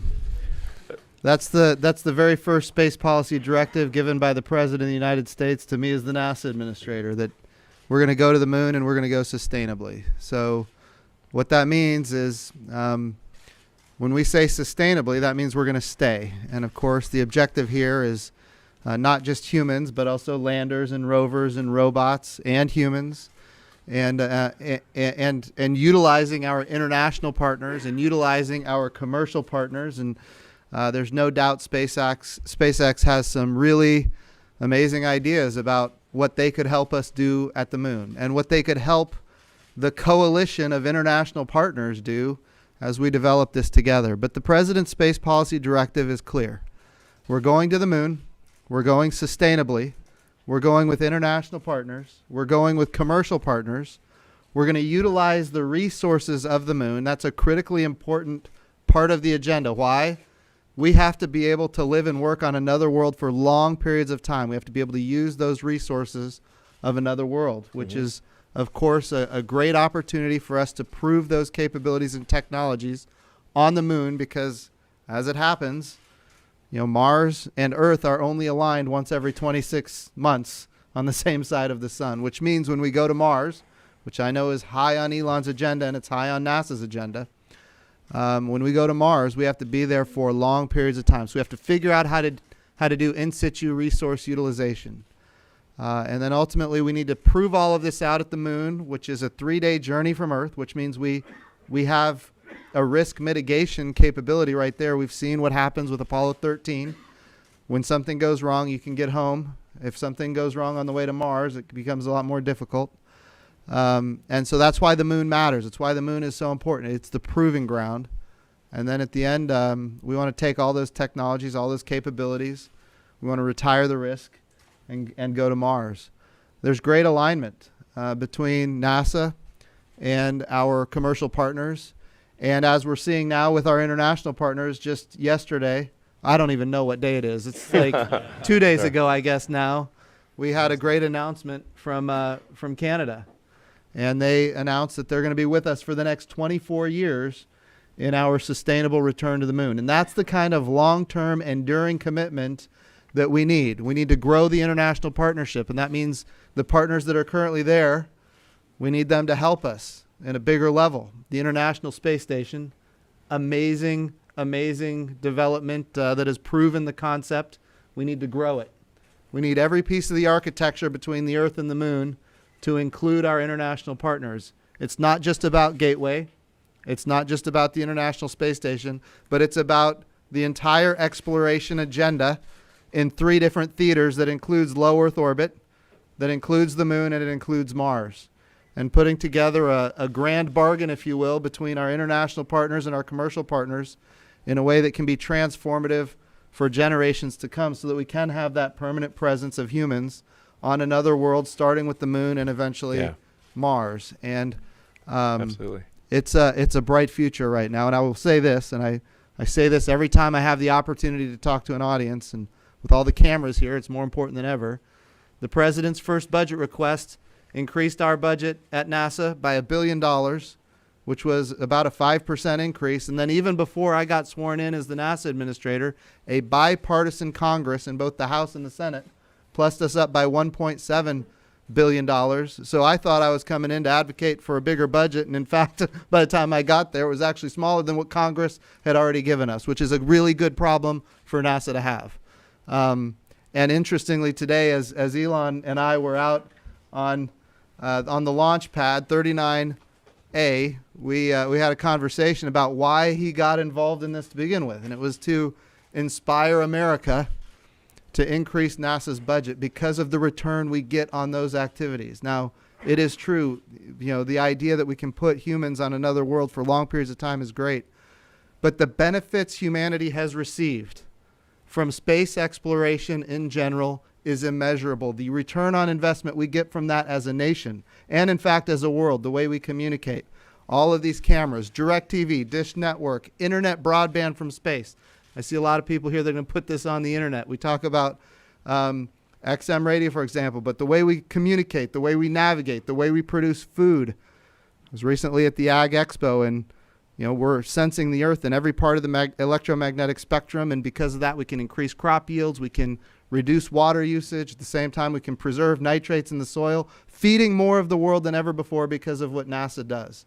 That's an amazing capability, and we didn't develop the satellites for that purpose. But because we have that data, we can share it, not only with the United States farmers, but around the world. We saved tens of millions of dollars in disaster relief that would have gone to Uganda, but because we were able to predict ahead of time a disaster situation developing, we could mitigate and save not only money for us in the form of aid, but also lives in Uganda. But the way we produce food, the way we understand weather, the way we understand climate, the way we do national security and disaster relief, all of these things were born. And I understand a lot of it's commercialized, and we love that.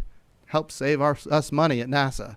But a lot of it's commercialized. A lot of it is done by the Department of Defense. But at the end of the day, it's born from this little agency that occupies less than 0.5% of the federal budget, and the return on that has been astonishing. So the idea that this event today was born from a concept of how do we encourage Americans to increase the NASA budget.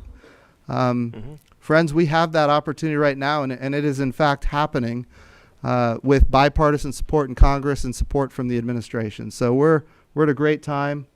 Today's event was amazing to watch, and over the next 5 days, we're going to see a lot more milestones be achieved, and certainly as an agency and as a country, and really as a world with our international partners, we're going to be able to do more than ever before. So I just want to thank everybody with the TV cameras and the iPhones. Get this message to the world. It's an important message, and I'm so grateful for all of you being here and covering this very important achievement in American history. So thank you guys so much. Thank you, everyone, for joining us. If you have more information, please visit nasa.gov. Thank you and have a great day.